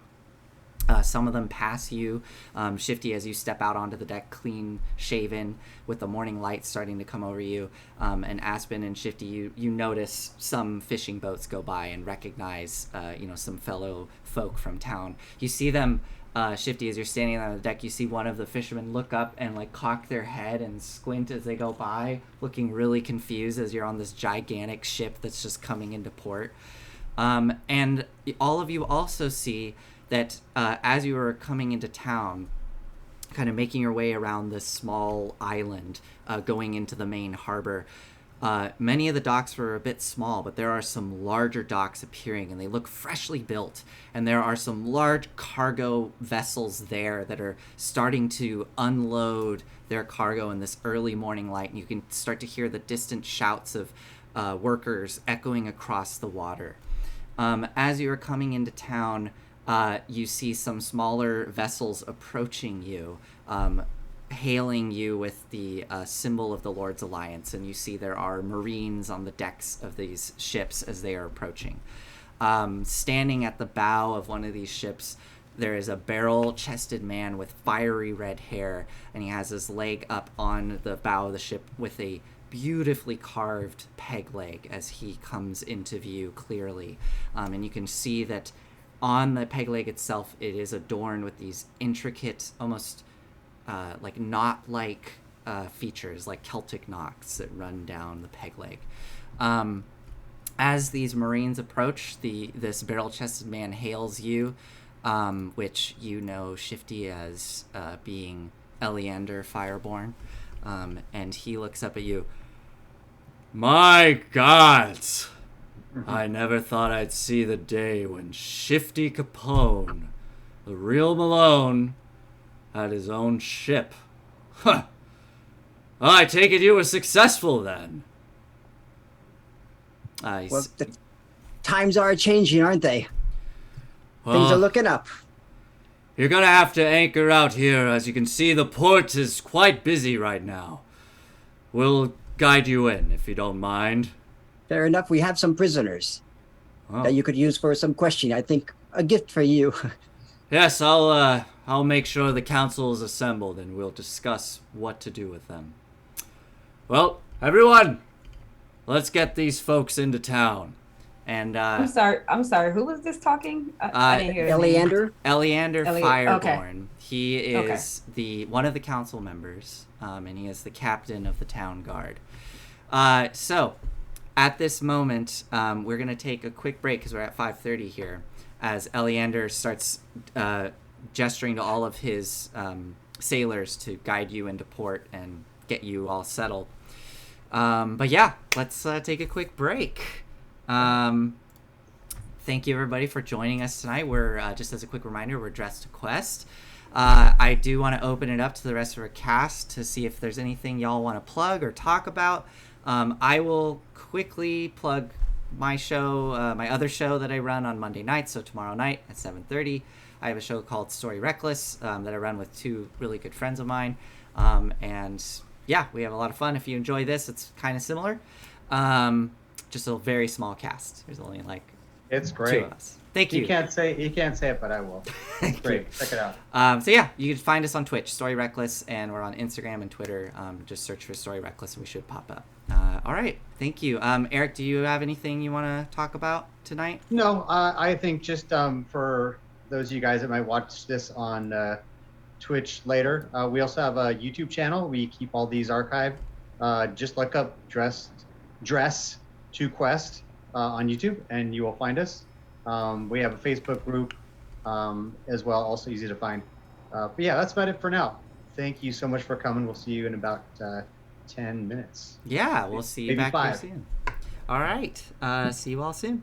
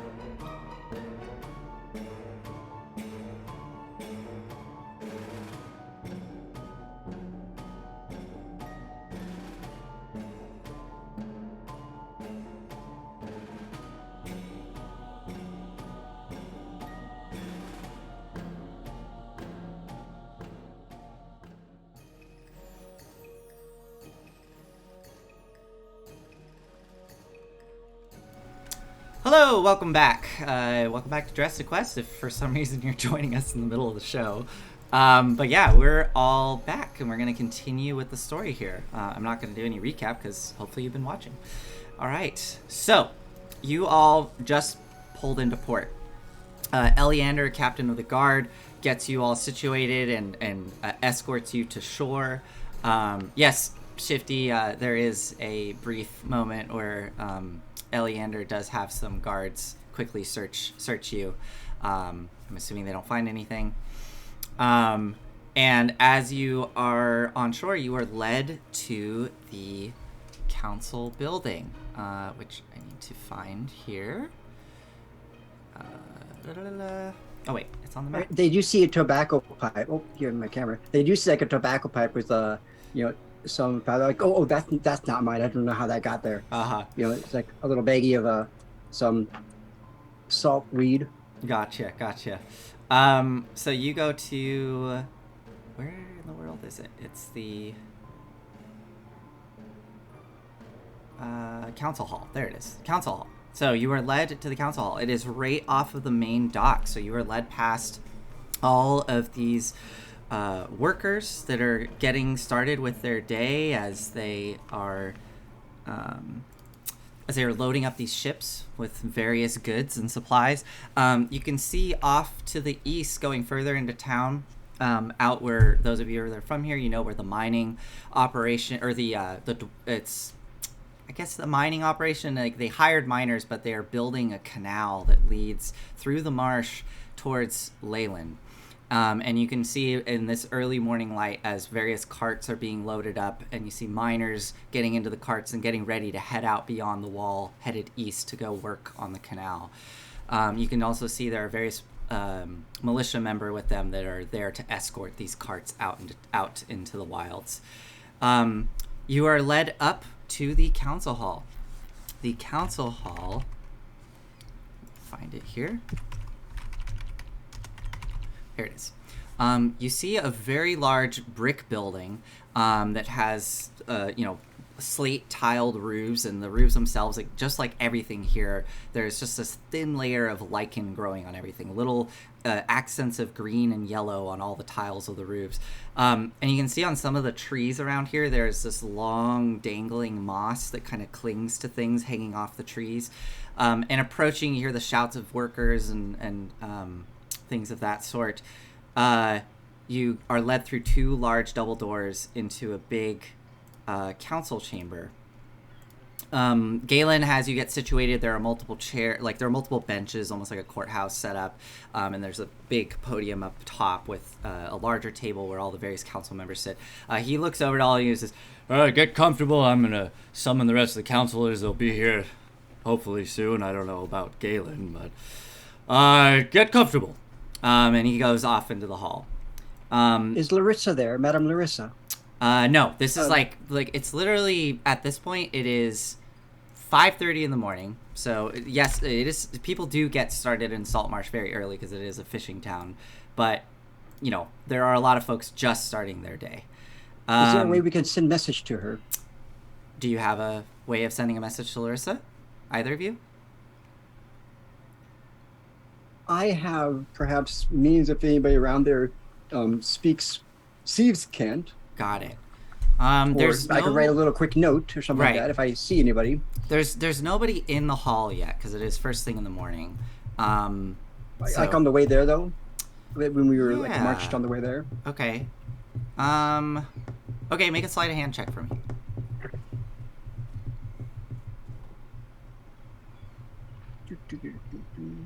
Sleight of hand check. He's right. It's here. There we go. Okay. 14. Okay. You were quickly able to slip a note to someone you recognize. A very young kid, a young girl that you've seen around, and she kind of acts as a messenger. She's starting to get into the smuggling business. And what's the note? What does it say? Need you at council meeting. Got it. Now. And I put asp plus ask plus shift. Got it. Okay. And then this put is like 2 E's. They'll never figure out who that is. They'll never forget. they'll never know. But this is written in Thieves' Cant, correct? So you use code to write this. Pretty much, I have like a little code for my own name and everything. Yeah, like Got it. I'm guessing Aspen would be like a snake, whatever. Sure. Because Asp snake. Yeah. All right. So yeah, you write this little code out, slip it to this girl, and she takes off running. You all get settled in. It takes a little bit of time. A good like 5 minutes in, you hear a loud horn blare from the. There's like one tower on this council building. A loud horn blares from that tower, which you all, those of you from Saltmarsh, know it's a way of signaling that there's going to be like a town hall meeting, essentially. As you wait in this chamber, a good half hour goes by as there are folk that are currently not working that just trickle in to kind of see what's going on. So you start to see citizens pouring in. After about half an hour, like you see all the council chairs are filled up, except for one. You see Eleander sitting kind of in the middle. And yes, he is this very imposing barrel-chested figure with this fiery red hair, beard speckled with fiery red hair and beard, which is speckled with little bits of gray. And below the right knee, you see that beautifully carved peg leg. Sitting next to him is a dwarven woman. She wears black riding pants with big black riding boots and this elegant coat that's accented with purple and gold. Her amber hair kind of drapes down in front, and you can see she's just finishing this immaculate braid that she's created. And as she finishes it, she quickly goes up and she starts to groom her chin strap beard, which is just like beautifully like lush going down her chin. As she gets settled in, you see actually the first person to arrive was Ida Oland. Those of you who know her, she is a older, dark-skinned woman with close-cropped salt and pepper hair, and she has this burly frame with that looks to be from like a life of labor. Just burly frame, kind of sun-pocked skin. And she has this rugged dark brown and blue clothing on with big heavy boots. And finally, as you're all getting settled, you watch as a young man comes in named Anders Solmar, for those of you that know him. He's a very young-looking man, maybe in his like late 20s at most. And he has straight black hair with big dark eyes and sharp features, and as he comes in, he flashes everybody a toothy smile. You see him waving at various folk in the crowd. And he heads up to the table. He's got this like kind of lanky build that he holds with confidence as he sits down and seems to be looking around, listening intently. And as everybody's sitting there, you still see that one chair just empty. And there's kind of a bit of tension building in the air as everybody's waiting. And you see that Galen's missing. You see the council members like muttering to each other. You see Eleander roll his eyes, and yeah, it appears that Galen is not there. After a good, I'm gonna lean into to Rin. I say, those with the most money take the most time to get to a place. You know what I mean? Tell me about it. As you kind of finish saying this, it's been about 15 minutes now, so you've been in here for about 45 minutes just waiting. You finally hear the front doors open up, and you watch a man come in and unfurl a cloak, and he has a foppish little hat that's kind of to the side, a little muffin top with a big old feather. He has beautiful clothing on that's like burgundy and gold, and he comes striding into the room and goes, hello everyone, I know I'm late, I'm terribly sorry. We had that big party the other night, and you know how it goes, my goodness. What is this all about? As he goes and he gets settled in, and Eleander looks over, Ida rolls her eyes and just like grabs him by the arm and just pulls him down onto the chair, and he kind of, Ida, please, not in front of guests. Shut it! And then she turns and looks at everybody. All right, Eleander, why'd you call us all here? I see our friends have returned, and I saw that big ugly ship pull in. What's this all about? And Eleander kind of calms the room down. Oh, yes, our friends here, who we've hired to go and investigate what may be happening, and hopefully it's good news what you've found, and I see you've acquired a new ship, it seems. We'll have to discuss that. And Monastrad, the dwarven lady, is just kind of finished grooming her beard, and she's now picking at her nails, looks around the room. Yeah, I saw that big ugly thing come in here. Looks like a nice prize you got there, Shifty. Coming up in the world, are you? His name's Seth. I lean in and say, his name is Sethreth. Speak with more respect. She kind of crunches her eyebrows, and Sethreth looks at you, Volric, like aghast, is like, I ain't related to that child. What are you doing? And finally, Anders looks around. Well, this is quite exciting. I can't believe that you've brought in a new ship into the harbor. This will be very interesting to figure out. Please, tell us, what has happened? What is the news? And Eleander kind of calms the room once more. Yes, please. Inform us what you found. Well, so indeed, we were able to flag the smuggler ship, got on board, neutralized indoor, captured them. Captain, likewise deceased. Here's the ship. We have more information, of course, but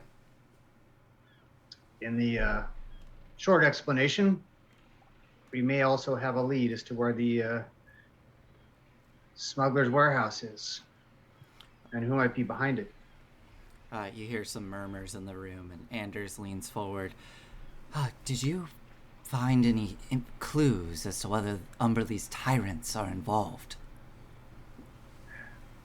Nothing per se. What about the weapons? So I had a question for you, Nathan, which was not absolute clarity. Were there 0 weapons? Were there some weapons? Yes, so we kind of, unfortunately, last episode, because we were like doing a lot at the end, and I forgot to mention, as you did your thorough investigation of the ship, you found one more hidden compartment. It was on the other side of the first one, and when you opened it, you found another stash of Lord's Alliance weapons stashed in there. And then, of course, there were the original batch of weapons that were found at the haunted mansion, the smuggler's hideout.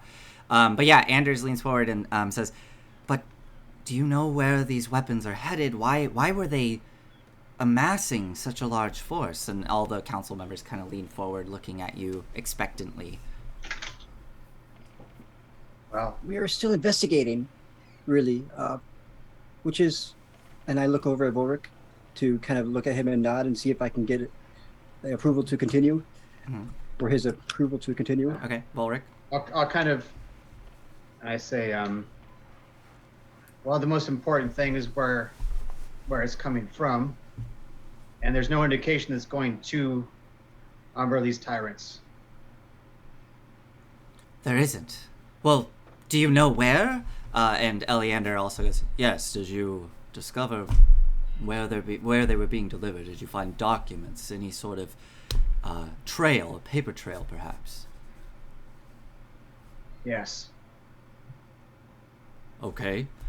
Well, would you like to inform everyone here where they were being delivered?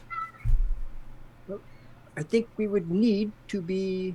We require a ship to further investigate this. It's further north we found the area. That doesn't give it the exact directions. Right, Volric? Well, let me just be frank here. Nothing that we saw tells us it's the Umberlee pirates. We do have some information, but in a much smaller group, perhaps we can have a conversation. You see the council members kind of lean in and have some hushed conversations, and you see as they all kind of settle in and look towards Ida, who's just been sitting there kind of staring at you all with cold eyes, just watching. Yeah, very well. Let's take him in back and have a private conversation in one of our offices. All right, folks, show's over. Everybody out. And she gestures with a quick head nod to all of you and just kind of waves as she turns and goes to a back door, and all the other council members start to follow. I'm gonna use 5 rounds to message each one of the guys in my group. Yeah, go for it. Basically say we're gonna have to tell them a little bit about the lizard folk. Okay. And if anyone, I'll be receptive on the message if anyone wishes to respond contrarily. I respond, let me handle negotiations. I have support and documentation coming. Negotiations for what? The ship. Well, different conversation and no problem. As you're starting to leave the room, you do see that Larissa is settling in just as Ida tells everybody to leave, and she kind of catches eyes with you, Shifty, and Aspen, kind of looking expectantly. And as you look, Larissa is this, she's a tiefling woman. I'll just give a brief description here as she settles in. You see, she's a very plump tiefling woman that sits down, well endowed, purple skin, stark white hair that is up in like a kind of updo. And she has these little stubby black horns above her eyebrows that kind of curl upwards. And she kind of raises an eyebrow and locks eyes with both you, Aspen, and Shifty, and kind of waits expectantly as you're being led out of the room. Do either of you do anything? She Yeah, I sees was his gonna face. shoot her. I want to shoot her a message. Okay. We need to talk about something. And that's all I say, and I'll let them lead me into the room. She goes, of course, we will talk after you finish your meeting, I guess. Looks like you're going up into the big leagues, as you are led into the back. All right, so you are led into the back room and taken into what appears to be Ida's office. It's just like a simple, wooden floors. There's some wooden paneling in this room. There's some oil lamps set up. There's a small library off to one side, a big desk, and numerous chairs that she kind of has to pull out. She quickly flags down somebody in the hall and has them pull in some other chairs from a different office. You all settle in here as you all kind of gather, and she goes, all right, so what could you not tell us all in front of everybody else? Come on, just get to it. What's her affiliation, real quick? Ida? So Ida is, so for both Aspen and Shifty, you would know this. I'm sorry I didn't put this in your guide. There's a lot going on. For Ida, she is, been on the council forever. Around town that she has been in town forever. Her family has been locals forever. And yeah, she's the longest running council member. She's very well liked, especially in the fishing community, as her family runs the biggest fishing operation out of Saltmarsh. And she is known for being very supportive of that community. And if any folk in that community kind of fall on hard times, her family is always first there to support them and lend them a hand, and even let them live at their estate to get back on their feet. So that's Ida. But yeah, she looks around. All right, just cut to it. Ida, I've always been straight for you. That's right. I have a question first, and you'd be straight with me.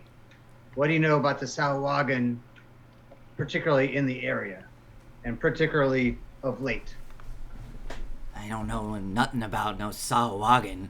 I know they're sea devils out in the seas, and there's a lot of stories surrounding them, but we've never had issues around here. Why? I'll look across the group and I say, any of you? And if I have to, based on facial expressions, I'll do insight. Otherwise, I'll just wait for a response.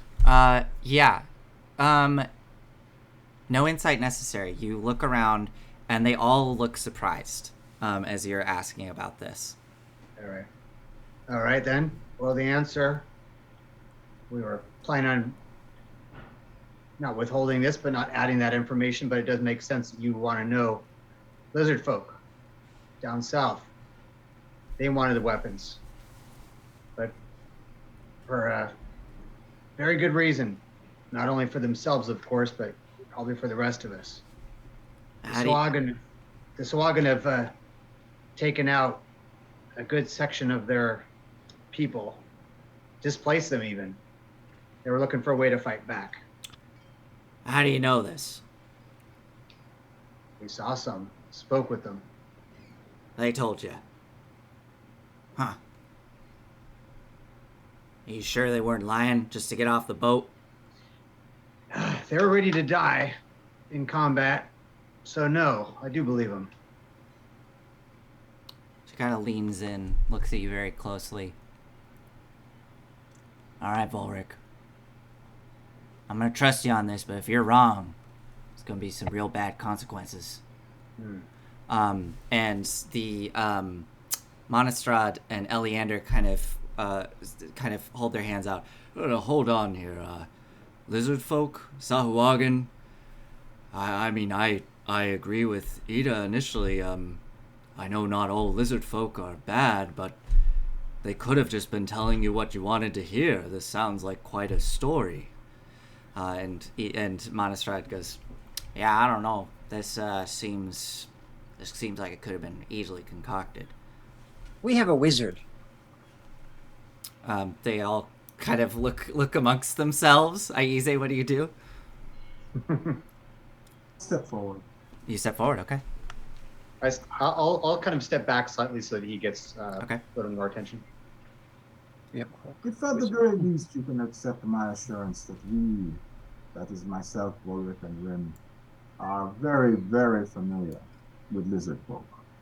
We have shared our culture with them extensively, many times. And, Sethreth has as well. As you can see, he's wearing boots made out of lizard men. But that being said, entire interaction with them, they were entirely honorable, entirely reasonable. And there is no reason to suspect them of lying about the situation with the Sahuagin. It's not in their nature. They're pragmatic. They're not empathic, but they are pragmatic about their survival. The requirement of the weapons from the ship that the smuggler was giving to them, or the nature of the weapons, was simply a means of enhancing their defense against the sea devils. You see. Go ahead, Aize. I didn't know you were done. Go ahead. Even in Termish, far away on the Sea of Stars, we are familiar with the depredations of those vile creatures. And the threat will only grow with time. It will begin with the lizard men, and I am sure many of you are saying, we do not care about the lizard men, they are walking luggage. Oh, what do we worry? Until they are consumed by the Sahuagin, and then they expand their sphere and spread to other parts of this coast. Even to here. You see all the council members, they're listening intently, kind of nodding. You especially see Anders is kind of wide-eyed, like looking at you. They all kind of look amongst themselves. So we have not agreed to anything as far as fighting them. We have agreed to hear them out. At which point I will promise you that I will use my arts to my full extent to determine the veracity of their claims.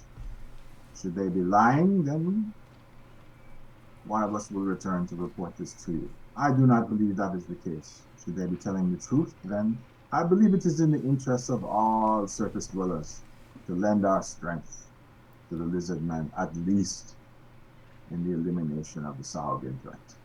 That is all I have to say. Eleander holds up a hand. I'm sorry, are you suggesting that we devote some of our resources towards these folk? No, my friend. I mean we as in we. All we require is this boat. Eleander kind of stiffens up. Yeah, about that. Now, since you were not contracted to apprehend the boat and have it under your own possession, Ida immediately cuts in and goes, Eleander, shut it. You don't know nothing about these parts. They took it, fair and square, it's theirs. Ida, with all due respect, we are a council here. We should put this to a vote. Now, that boat could be very beneficial to the Lord's Alliance. Now, I'm not saying you can't have it. The stipulation being, we would sign you on to the Lord's Alliance as official members, and we would provide you with the crew. You would have the boat for a full year and would not have to pay for any of the maintenance or the crew. Go ahead, Aize. Am I familiar with law in the Yeah, make I'm a history check. Great. Ooh, history, just ain't for me. Mm-hmm. Chris, I sent a link into the chat, which is the law we're using. Of course, 10. A 10. Great. Yeah. I mean, not really. Like very vaguely, but yeah. I Also- elbow. I- Oh, go ahead. Sorry. Go ahead. My short response to that offer. 4 words. Where do we sign? Oh, wonderful. No, I no. telepathically linked to But then Boris. I linked to turn Boris. back though. Yeah. Yeah. I turn back and I say, I am speaking for myself. Go ahead. If I am not mistaken, in the taking of ships that are under a pirate flag, do not the privateers who take possession of it claim such ship as Well, salvage? Well, not as salvage. In times of conflict, and if you were to be officially under the Lord's Alliance, you are merely sellswords that we've hired to do a job. That job did not entail commandeering the ship. We did ask you to neutralize these smugglers, but there was nothing in our original deal about you owning the ship. Now, if you are to be officially under the Lord's Alliance, then yes, you can own this ship. And with some stipulations, we would provide you with a crew, and the ship would be officially under the Lord's Alliance, but you would be the captains for it and manning it and running it. If we So do what- not wish so to be what- under the Lord's Alliance. I'm sorry? All right, go ahead. No, go ahead. What was that? No, I'm talking to Shifty. Oh, okay. Shifty? I go. Excuse me, but you are forgetting one thing, which is who has the proper paperwork. And I elbow Aspen. Also, if it could, I would like Madame Larissa to be able to join us, as she would be also. I would like her to be part of this. And I look at Ida and I say, Ida, you've known me for a long time. You've known us for a long time. I went to Aspen. You know that we've done everything we can to in the benefits of Saltmarsh. And so won't you think this would be a benefit if one of our own could now be able to have a boat like this to bring more jobs to the town? I do. Now, as Eleander pointed out, we are a council.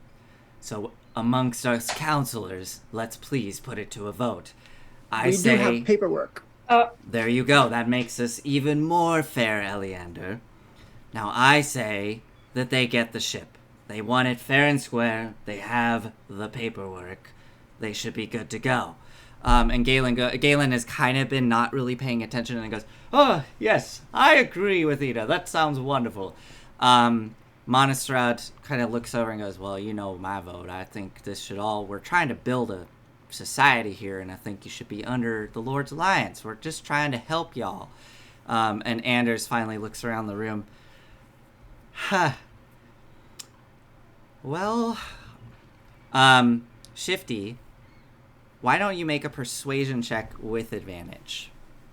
As you have this paperwork, you've made your case. I'm going to add as well, I'd also like to say that no ship can be run with a crew that does not know the captain. I look over to Vorik and Aspen. We would like to choose our own crew to make sure that there is never any problems so that we can get work done. And we'd like to hire locally. Anders is looking over you all, looks over towards the council, who all look at him expectantly. I lean over to Shifty and I put my hand on his shoulder and I whisper, "The less you say, the more they're gonna like you." And I give him bardic inspiration. Okay. Okay, Shifty, I'll allow you if you want to add that, if you want to. It's up to you. Actually, I have no idea what I rolled here. Is it a D6? Yeah, it's an extra D6. D6. Add a D6 to your highest roll.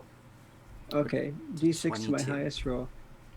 Oh wow. Okay, so it's a 22. Okay, sure. Why Oh, not? wow. Let's do it. Yeah, Add a D6 to that. Very high roll. They're gonna make you king. Or at least new owner of the Sea Ghost. Okay. All right, 23. 23. Okay.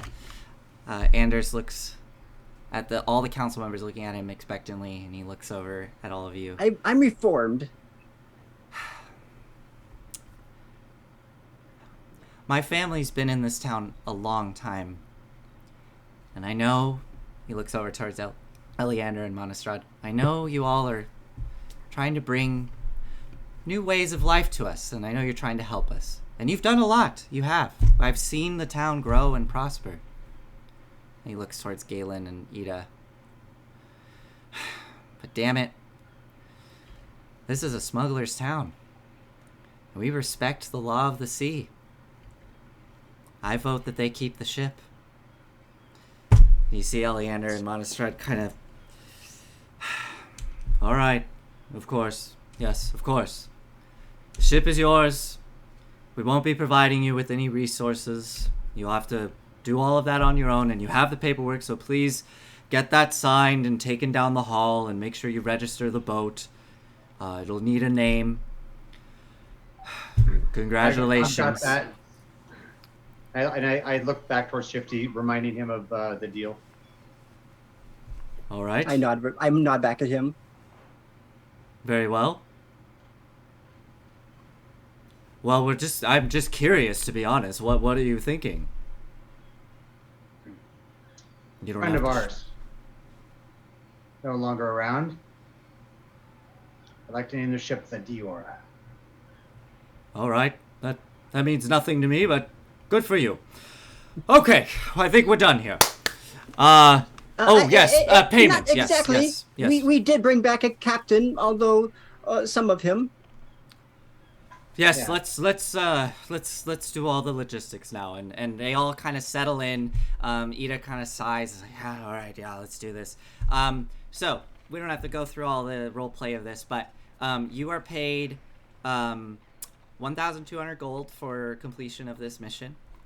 So I don't know who of you is going to be keeping track of party funds and stuff, but Chris, maybe? Chris? Yeah. Okay, so Chris. Yeah, Chris is putting it in our Discord. Yeah. Got it. So Yeah, 1,000. This is good. Our records keeper. 1,200 gold for the completion of this mission.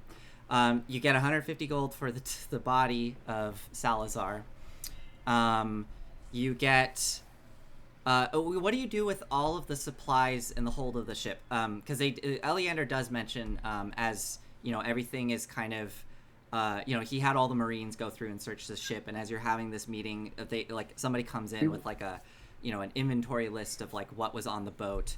The silk and the We'd like to sell it. The silk and the wine Mhm. is already accounted for in the Discord, as Okay. well as how much it's worth. Right. You just want to show how So- much So can we the sell it. Yeah. So the complication absolutely. here is that as the individual comes in, Eleander and Monastrad look over and say, "Oh, we see you.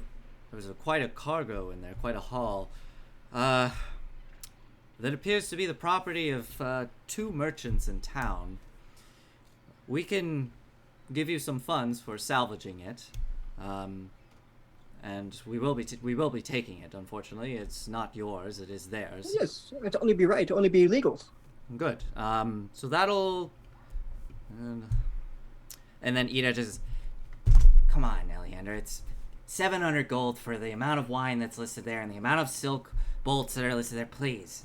Yes, all right. 700 gold. So you get 700 gold for all of that.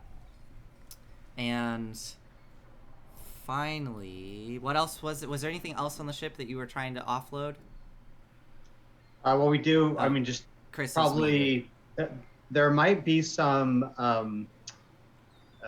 The word is escaping me right now. There's some bounty on some of the crew, so we are also, of course, turning over the rest of the crew. Okay, yeah. They will give you a small fee. Like, none of them are stand out on any bounty boards, but they are associated with Captain Salazar. So they'll give you an additional 50 gold for all the crew. There's something I wanted to point out. Yeah. I'm sorry to interrupt you. They're saying they're going to give us 700 gold for the Yes. silk and the wine. The wine was worth 390 and the silk was worth 2,500 Yes. gold pieces. Yes, I understand. They are not going to buy it wholesale from you. They are giving you a salvage fee. But yeah, if you want to try to go sell it somewhere else, probably, because the merchants who own it are here and they want their property back. So yeah, the only way to have done that would have been to offload that stuff before we arrived into port. Yeah. So, this is local. This is local stuff. We need to keep the money here. Yeah. Well, that's why I figured we shouldn't add it to our individual characters yet because it's raw goods. So it's 1,200 plus 150 plus 50 plus 700. Yeah. And was there anything else aboard the ship that you were offloading? I mean, the weapons is kind of part of that. How much did they give us for shifting? Did they find the weapons that was in the cache? Well, actually, it's a good question. Did you hand over those weapons? I think somebody mentioned that you found weapons on the boat. Is that right? Yeah. We definitely give them the weapons. Okay. The faces here. I just want to keep that parrot. I give you a telepathic message to Volric and I say, we could have given those weapons to the lizard men. Where are the weapons? I respond. Okay. What do you do with the parrot? Are you going to keep the parrot? I want to keep the parrot. Okay. Yeah. So you have. It shouts and it curses at the council members. You, I like you, and you. So you get a scruffy parrot, Rin. You can name it whatever you want because you never got the name of the parrot because the owner who had the parrot was dead. Yeah. So it's like all the negotiations. It's like I want the parrot. That's the only thing, Rin. It's cursy. Her negotiation. Yeah. As long as you keep it away from Shifty, we'll be fine. We'll be good friends. All right. So I think as we leave, I'd like to walk up to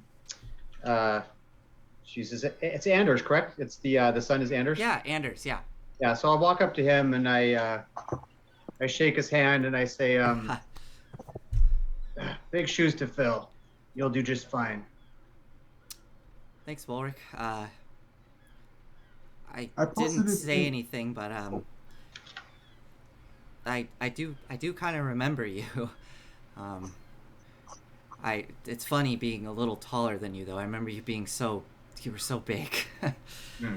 Yeah, my hair was not so gray, and I didn't have this. But yeah. Yeah, you didn't. Thank you, though. I know that she would. Aside from being a good leader, your mother was a hell of a woman. I was honored to know her. Thank you. She was. She really was. And, you can come to me directly if you ever need anything. I would hope that, as we're almost family, a bond from your mother, that if you need something, just come to me. That's outside of the Lord's Alliance. Okay. Yeah, I'll keep that in mind, and I do appreciate that, Volric. I do. The same goes to you, though. I am, as you can see, I'm in a pretty big position here now. But yeah, I can always try to help you within reason, of course. But thank you. Well, Shifty here is going to want to conscript more than a few crew members, but I was hoping you could help with that. Some people that we can count on, some experienced folk, not necessarily the types that hang out in the taverns and make trouble. You know what I mean? Yeah. I'll put a good word in at the Mariners Guild, and they'll have some good crew for you if you want to head over there. Appreciate it, sir. Thank you, As we're Volric. walking out, I'm gonna whisper ahead. to Aspen, is like, is Volek his grandpa? He's certainly old enough to be. That's very funny. I'm your I, father. as the others are leaving, I want to stay behind Yeah. Okay. for a second, and I want to go up to Galen, and I have to ask him some stuff about the empty net. Yeah, so you're all like leaving the building, and Galen is like saying goodbye to the other council members who are still like kind of doing paperwork, and he kind of leaves. I do have my business to run. I'll see you all around. Goodbye. And he kind of enters out into the big counselor's hall, and sees you standing there, Aspen. Oh, Aspen. Huh. How's everything going down at the empty net? It's going well. Madam Larissa told me to speak with you. She said that, well, knowing that you run the distillery in town, she said speak to you to see if we can bring in something new. Oh, yes. Why don't you come with me, and your friend, and he kind of looks out the door where Volric and No. Shifty are. This is a conversation between you and I. Shifty sadly does not work at the empty net. Understood, of course. Yes, we have some wonderful new spirits. Why don't you come on over? We'll sample some, and we can have some fine drinks, and you can decide what Larissa would like. Wonderful. I'm so glad to hear that. Oh, wonderful. Well, let's head on over there. And he kind of starts to lead you through town as he heads back to his residence. Before we resolve that, Aspen, is there anything anybody else is doing as you all kind of spread out into town? No? I'm gonna hug Lady Madame Larissa and be like, we're on the up and ups. Yeah, she pulls you in, gives you a hug.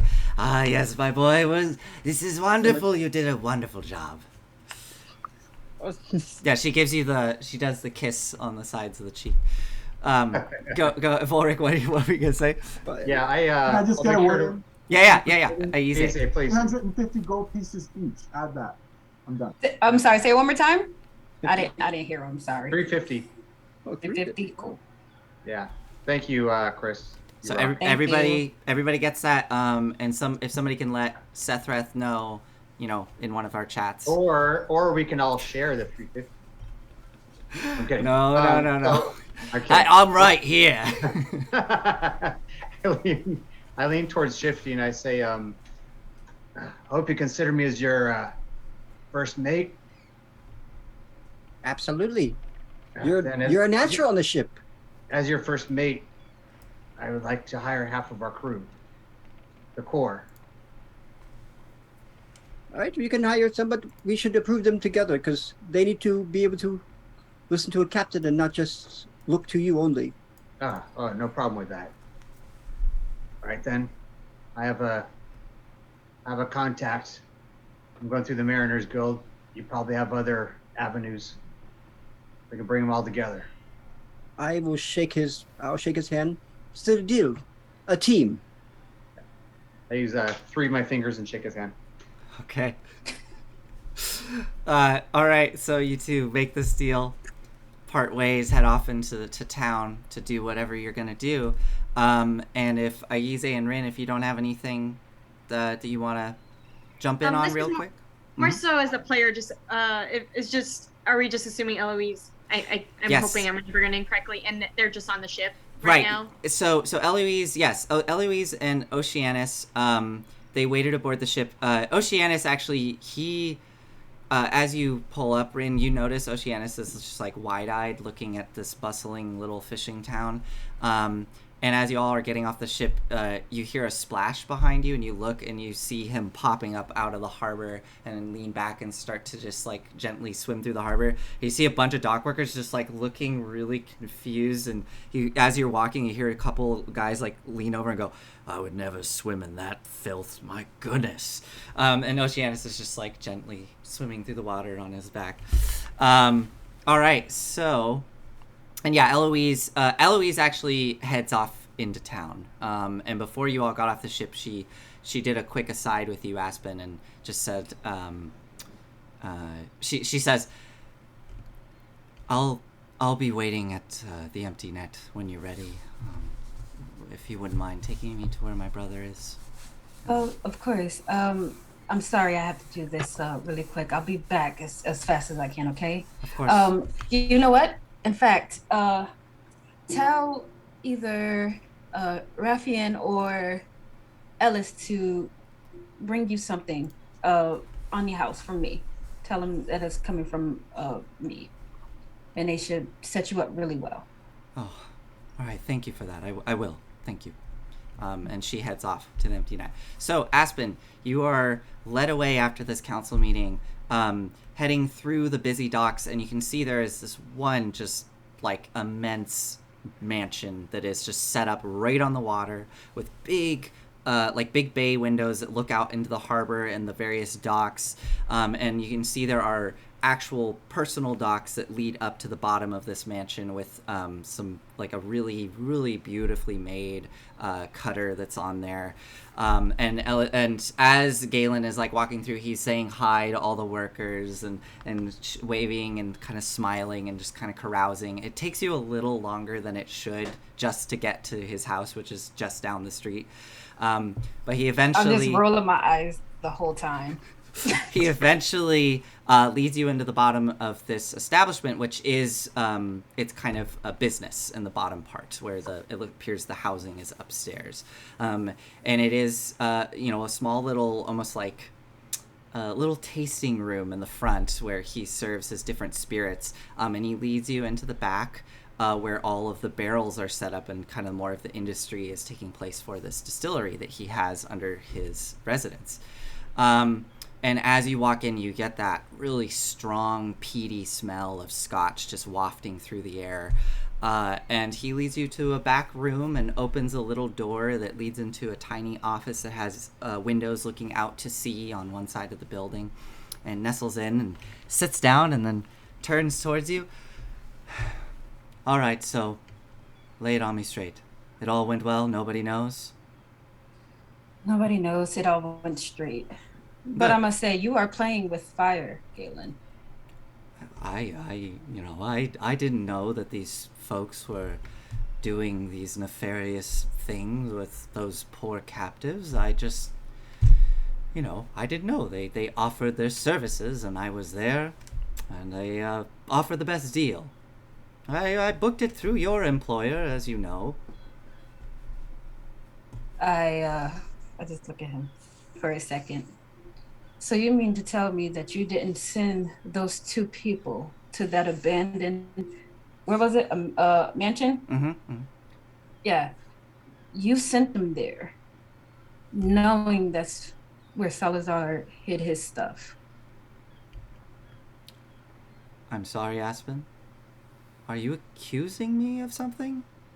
I'm trying to learn the truth. Are you telling me the truth? Yes, I didn't know such thing. I didn't know who those two drifters were. I didn't ever even interacted with them. They described a man who, they said he hid under a cloak and he likes to joke and he cleared his throat way too often, and it reminded me of you. I mean, that could be anybody. It could be. That's why I'm coming to you, to ask you straight up, are you the one that sent them there? No. Are you going to believe me? Because... Can I make an insight check? Yes, make an insight check.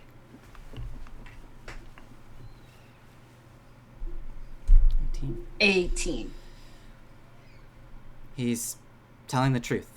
You don't see any hesitation. You don't see any darting of the eyes. You don't see any nervousness. Now be very careful what you're saying here, Aspen. You know who I am. I walk up really close to him. And is that supposed to scare me? Yes, it is. I'm not scared. He doesn't flinch and he just stands there looking in your eyes. Okay. Yeah, just peer back at him. Well, good for you. Are you going to hurt me with violence? Because that would be really bad for you. No, of course not, sir. Good. Good. Then we're at an understanding. Thank you for what you did. You will be receiving payment through your employer, as we discussed. You and your friend. And, I'll make sure that you come to my next private event, if you would like that. Sure. Before I go, Mhm. I would like to mention a name that was mentioned to us. I forgot what it was.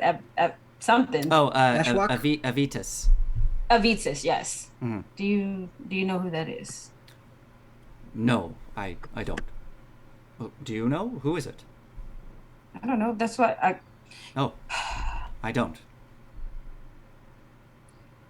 Thank you, sir. I will let Madame Larissa know that you didn't have anything in stock that she preferred. Oh, I'm so sorry. I wish we could have come to a better agreement as he's opening the door and leading you out. Perhaps come back next month. We have a wonderful brandy that I'm working on made with pear, and I was thinking of using something from the sea, because we're on the coast, of course. I'll be seeing you around, Aspen, and give Larissa all my best. And kisses all around. Goodbye. I tip my hat, I roll my eyes, and I walk away. I walk back to the empty net. Okay. All right. So as you leave the building, we're gonna kind of open it up a little here. You're all in town. Is there anything that any of you would like to do while in town? We have about a half hour left here, so we can do a little bit. No? Yes? I would like to talk with Volric as well to say we need to get this ship prepared for voyage. Okay. That ship is beautiful, but it's a wreck, including putting a new name on it. So we should probably get that to going right away if we can. I am looking for a price list if you have one, and we can do this off of stream. We'll do the shopping for the ship probably off stream. Of course. Yeah. But yes. Yep, So you two spend the day kind of getting all the arrangements made. And again, this is still very early morning. It's probably like 7 a.m. at this point. So you all spend, I'm assuming Volric and Shifty, you're going to spend the rest of the day getting the ship all set up. Lots of bonding time. Yeah. So we'll do that off screen because it'll be a lot of discussion of what upgrades you want to buy and crew and all that. Do I have time to explore the town? You want to explore the town? Yeah. Yeah, I mean, you have the entire day. What I would say is that, just to kind of help guide things here a little, we'll say that if it's all right with me saying, you all agree to meet up at the empty net Sure. later this evening when you kind of finish all your, chores and stuff. So, Aize, what are you looking for in town? What do you want to do? Well, I'll grab Sephiroth, which is what I usually do, and I say, let's go check out all of the places where you can drink, because that's probably what you want to do, yes? Oh, yes, definitely. All right, then we're going to go look at all the places where we can get good and proper snookered. But that doesn't mean we're going to get snookered, because we're going to meet them at the bar later. Don't forget that, all right? No promises. And I also want to see if this town has a magic shop. Okay. Go ahead and make an investigation roll for me. Come on, investigation. Not another 2. No more 2. I'm +8. That's why the 2 is really... Oh, a 5. Okay, that's better than a 2. Okay, you got 13.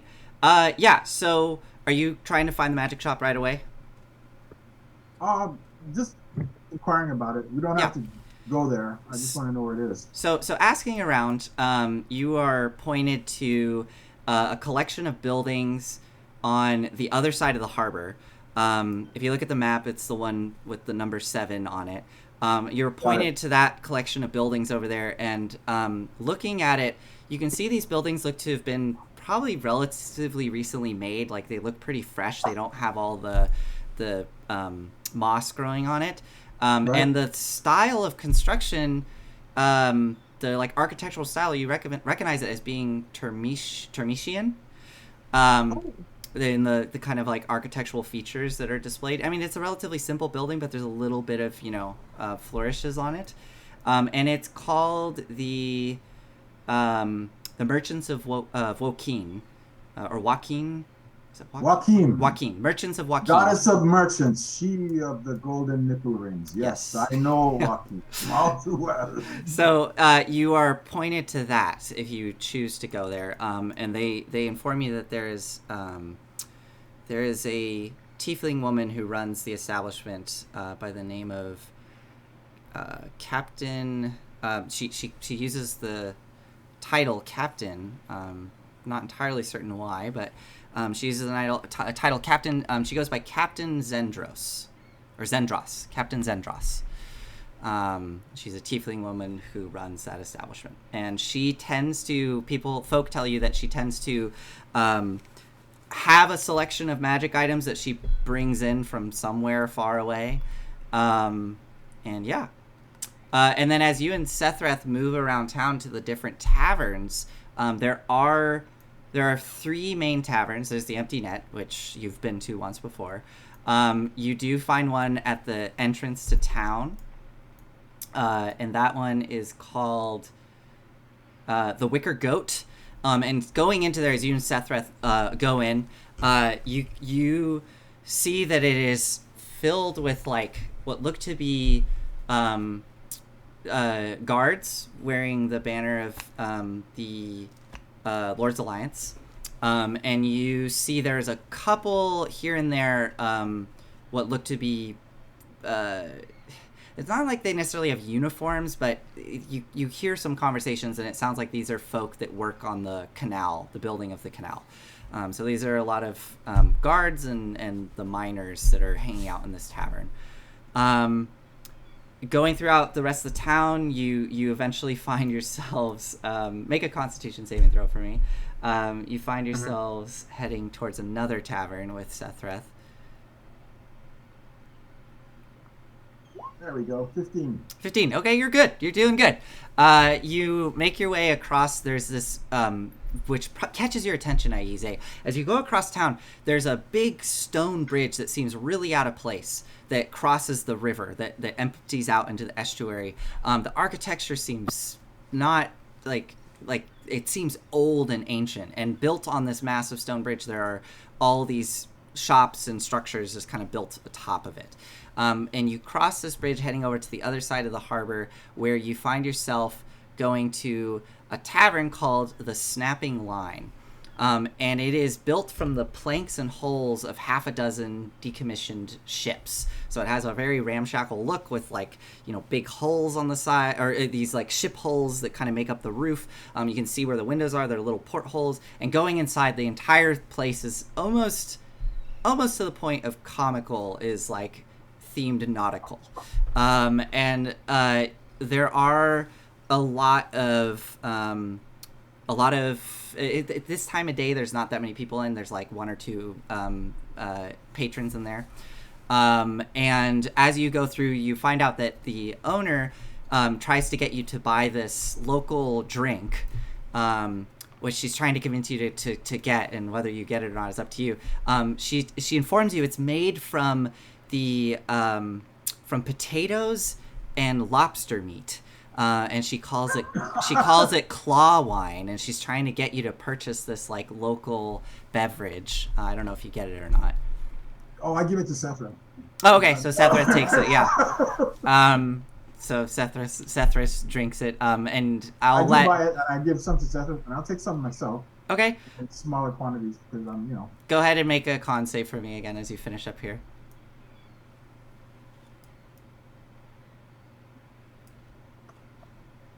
I'm invincible.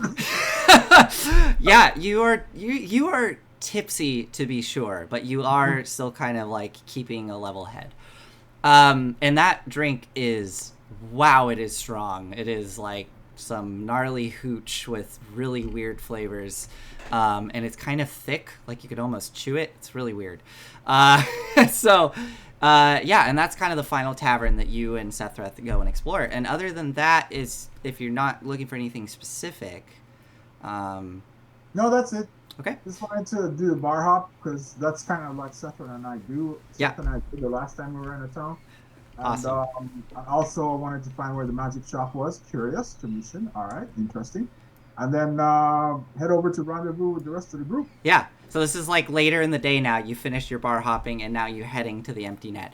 Volric and Shifty, at the end of you all as well are kind of wrapping up as the sun is starting to set over Salt Marsh and start making your way back towards the empty net.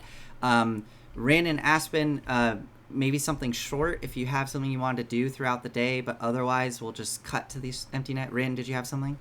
Mainly, so I would like her, assuming that she's able to get custody of that parrot sooner. Nobody argues. Nobody cares about this bird but me. I'm actually going to do speak with animals and talk to our new parrot. Okay. What do you talk about? What do you ask the parrot? What are you saying to the parrot? Just to keep it fast, I'm gonna say like initially she's just like very much someone who's used to working with animals, just like very nice, just make an animal handling check for me first. Yeah, let's go with that.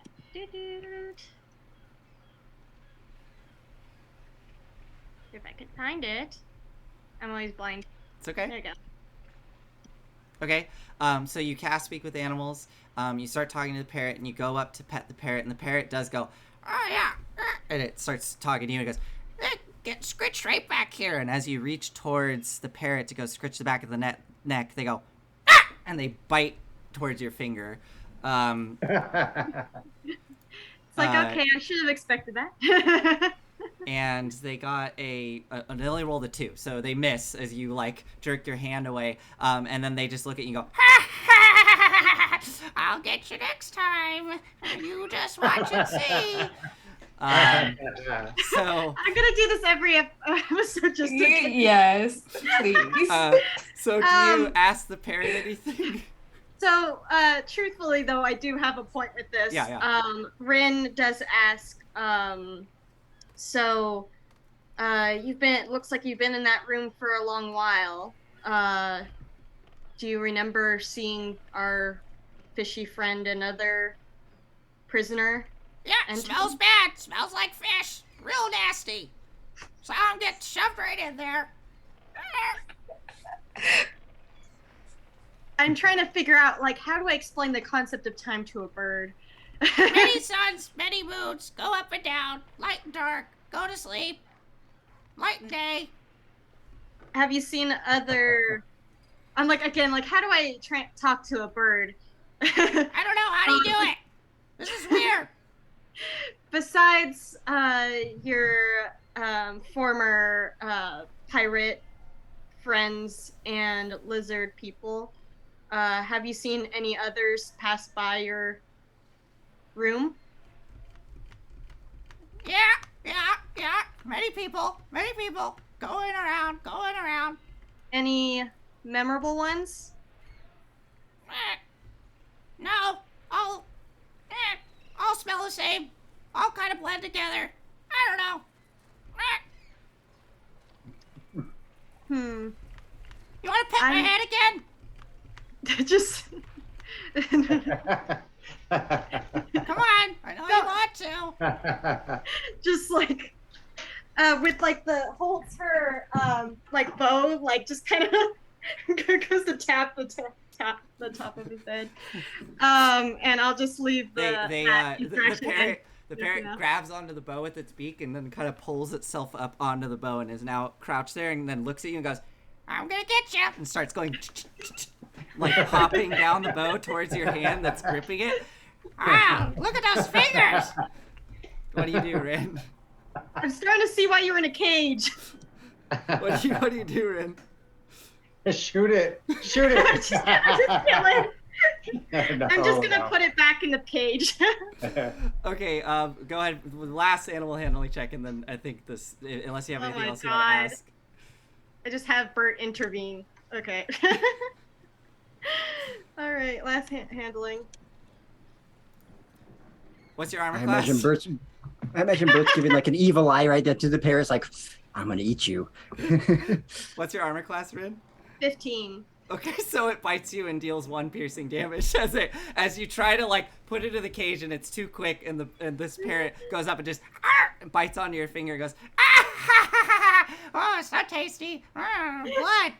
Yeah. and just is like looking at you as you now like are shoving the bird into the cage and closing it.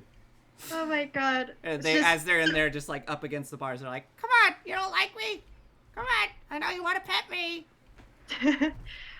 Rin, just to close this, Rin's Yeah. just like, I thought of a name, but I don't think it's very nice. And then that's it. okay, awesome. All right, so, so you all reconvene at the empty net. Is that safe to assume? Yeah, and I'd like to separate Aspen at some point. We could either do it at the beginning of next show, or Well, Okay. let's see. So I'm gonna just quickly describe as you all gather at the empty net, and we have about 10 minutes. We'll just kind of see what you decide to do, and we might, if Ulrich, yes, we might have a little time for you two to have a conversation.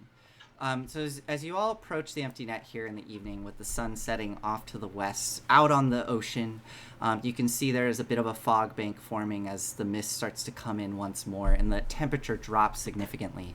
It is about the equivalent of like September in our world, so it is fall, and the air is crisp and cool as you go inside. The building itself is this wide 2-story building that dangles over the muddy harbor from this rocky outcropping, perched on some sturdy stilts. You see that there is a back balcony with ladders that lead down to a rickety dock that kind of wraps around the entire back half. And at this point, as the sun is setting, you see multiple of those little cutters, those little boats starting to drift in and post up. You see some of the fishermen like clapping each other on the back and asking each other about the day's catch. And as you're approaching the front of the building, you see that it is adorned with a bright purple roof, and there's a long porch that wraps around the front.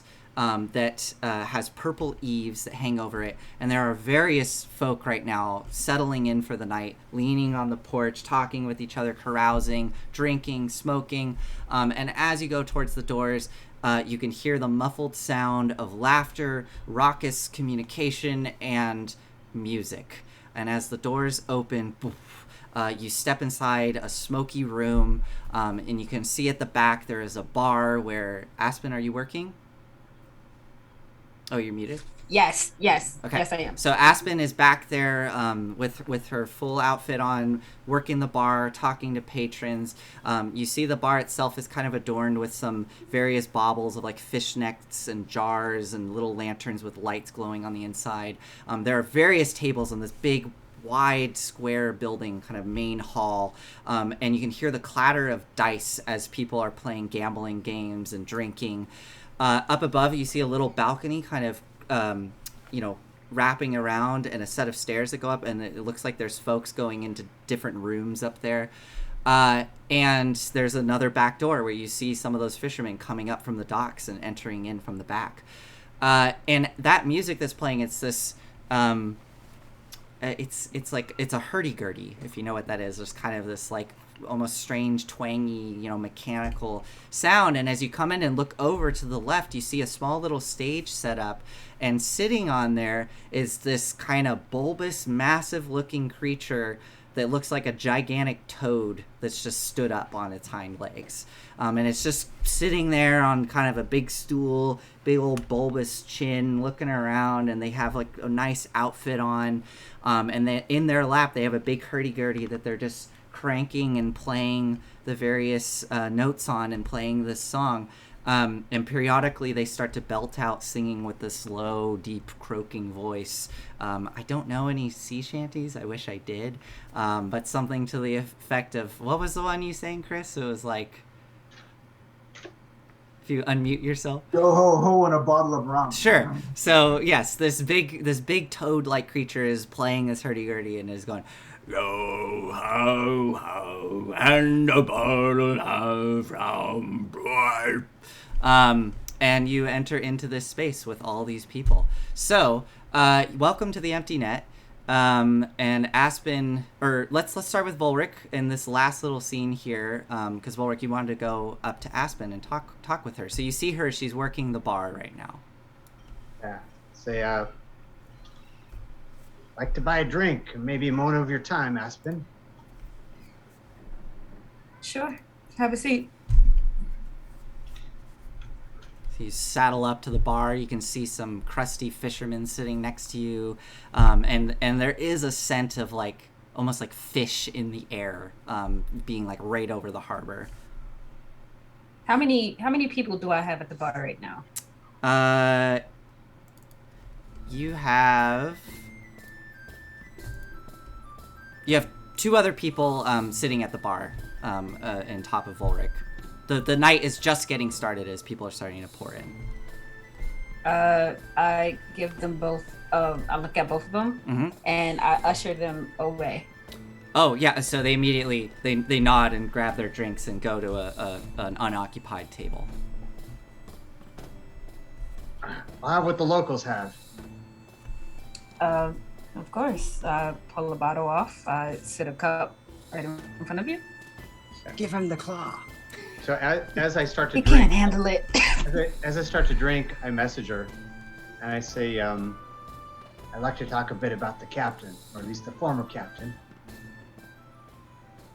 Sure. What would you like to know? Well, I haven't known you very long, but you don't seem the type to just decapitate someone because you don't like the way they talk to you. And I glean there's a little bit more than that from the way you reacted. Would you like to come clean? I'm still using message. Sure. That name that we found out, Avitus,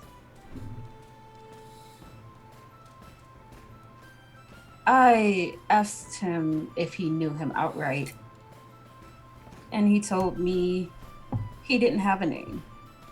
Now, if he lied to you or if he lied to me, who knows? I wouldn't trust a word of any smuggler outside of Shifty.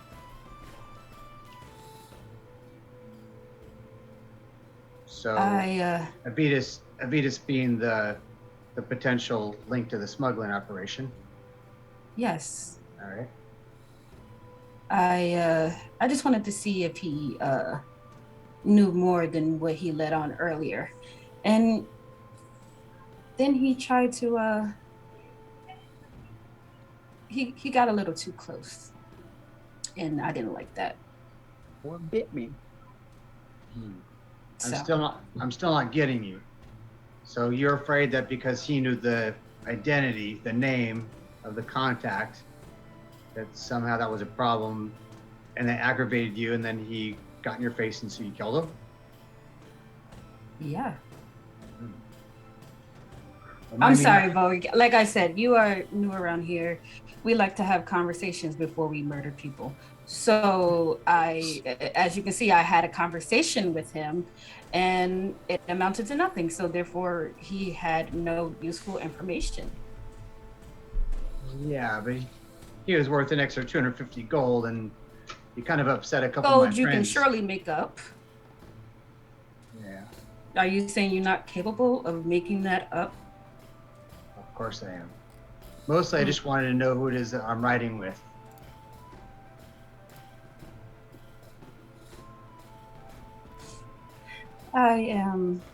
You want to know about me? Okay. I am a daughter of Torm.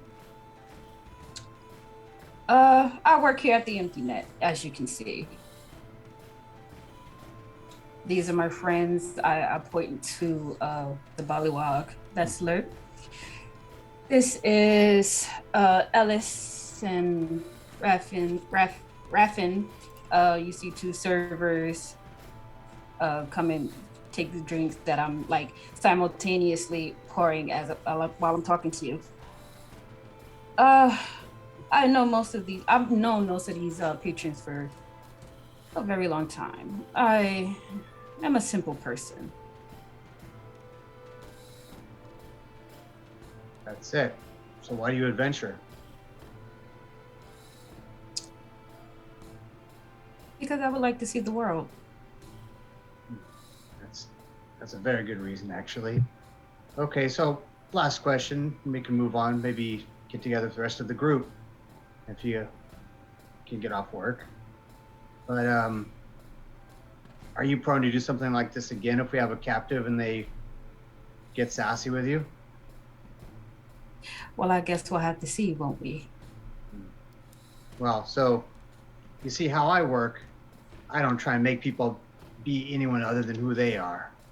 But now I know that if we have someone who has a bounty on their head, if it's easier to kill him, maybe I'll just kill him, because I don't want to go to all the trouble of knocking out his teeth, tying him up, which can be a pain in the arse, and then having somebody decapitate him.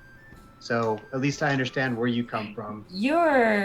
I'm sorry, but your, I guess, muscle, Sephiroth, he was gonna throw him overboard.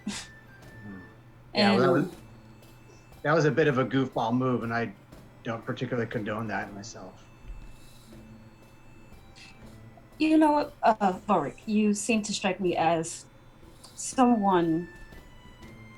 Well, as I said earlier, you have a very commanding presence, yes. And anybody can see that when they look at you. I just want you to know one thing. If you ask us to jump, don't expect me to ask you how high. Mhm. I'll play by the rules. I will. But if I have other interests outside of whatever this group is doing, I'm going to pursue them. And that is me being very real with you. Since you asked for honesty, of course. Yes. Thank you for being candid. In fact, I don't have much of a problem with any of it. I just need to understand who I'm riding with. Maybe we get back with the group now. Can you get up work? At this Here. point, the And doors you can have burst. it, that's on a house. The doors burst open, and Sephiroth comes stumbling in. Oh, there you all are! And just comes towering into the room. The music stops. There's some like screeches of tables as everybody turns and looks, and they see this big ass half-orc standing there. And then Aize, I'm assuming you come in behind. And Rin. Oh yeah, go ahead, Aize. Storm the bloody crows. Is that right? Is that how you say it? I don't. Yeah. And Let's put a strip on the Bobby. and there's a kind of a moment of silence, and then everybody in the bar cheers back, and the music starts up again as Rin and Shifty come in from behind, and you all are now in the empty net. And next time we can do a little bit of role play in the empty net if y'all want to, but otherwise we'll see what happens. It's kind of up to you what you all do next. So yeah, I think that's it for tonight. Right. Thank you everybody for joining. This was a lot of fun. Thank you to all the players. You all did wonderfully this evening. Is it anybody want to plug anything before we quickly head out? Only that Nathan's available for parrot voiceovers. If any of you guys are making a movie. Yeah. I don't know what I was expecting, but I'm pleased. Are you gonna? Oh, do we? Go ahead. And the name Oh of it yeah, is yeah. level up now? Yes, everybody levels up. If the one thing we'll do on stream here is let's have everybody roll their hit dice. I know other streams do it. I think it's fun. So why don't we have everybody roll their hit dice? Yeah, let's do it right now. Okay, So let's Do you want us to just- here. I'm gonna kind of like the intros. Let's start with Chris. Why don't you go ahead and roll your hit dice? Okay, hold on. Manage character Come on, level. Chris. And I am doing the homebrew where you can re-roll ones if you get a one. So Awesome. Well, I'm using D&D Beyond. yeah, So just roll a D4, Mhm. and you can add that later with your con bonus. I think it's a D6 and 5e. Oh, is it for wizards? Yeah. Yeah. I What I know. usually do is I just change the level from. I actually am Volk the Grey in real life too. Okay, yeah, go ahead. I was just gonna change the number from 5 to 6 and see what happens. Uh-huh. Oh, if it does it automatically. Oh, you might be set up on D&D Beyond. You might be set up with the average hit point thing. Okay. We can resolve that later. Rin. Go for Another those. 38 hit points. Sure. Okay. Rin, Rin, can you roll your hit die for me? Yeah, but time check. We are 1 minute over. Yes, but I we don't are. know. It's Yeah. I think we're Okay. okay because there's no We other are okay. shows. There's no other shows after us. So. Yep. Okay. Rolling d6. Yes. Yes. No. Oh All no, Ranger. No. No. That's why I'm like trying to go really fast. I don't It's know. okay. Rangers get a D10. Roll a D10. All right. That thing. Hey, 6. Nice. Hey, Volric, all right. go ahead and roll your hit die. All right, so I'm gonna be a 3rd level bard, so that'll be a D8. Okay, go for it. I just clicked it. Did it come up? Nope. There it is. Oh my All goodness, you right, got an maximum. 8. Nice. Whoa, Awesome. what up? Go ahead, Aspen. Uh, A 2. Oh, Oh, no. no. I'm that sorry. sucks. All right, let's go with Shifty. Go ahead. All right. What did I get? A 4. Okay, nice. Is yours a D6 as well, right? It is a D8. Oh, D8. Okay, so you got exactly average. Okay, awesome. All right. Well, with that, let us head out. Thank you, everybody. We'll see you next week. Goodbye.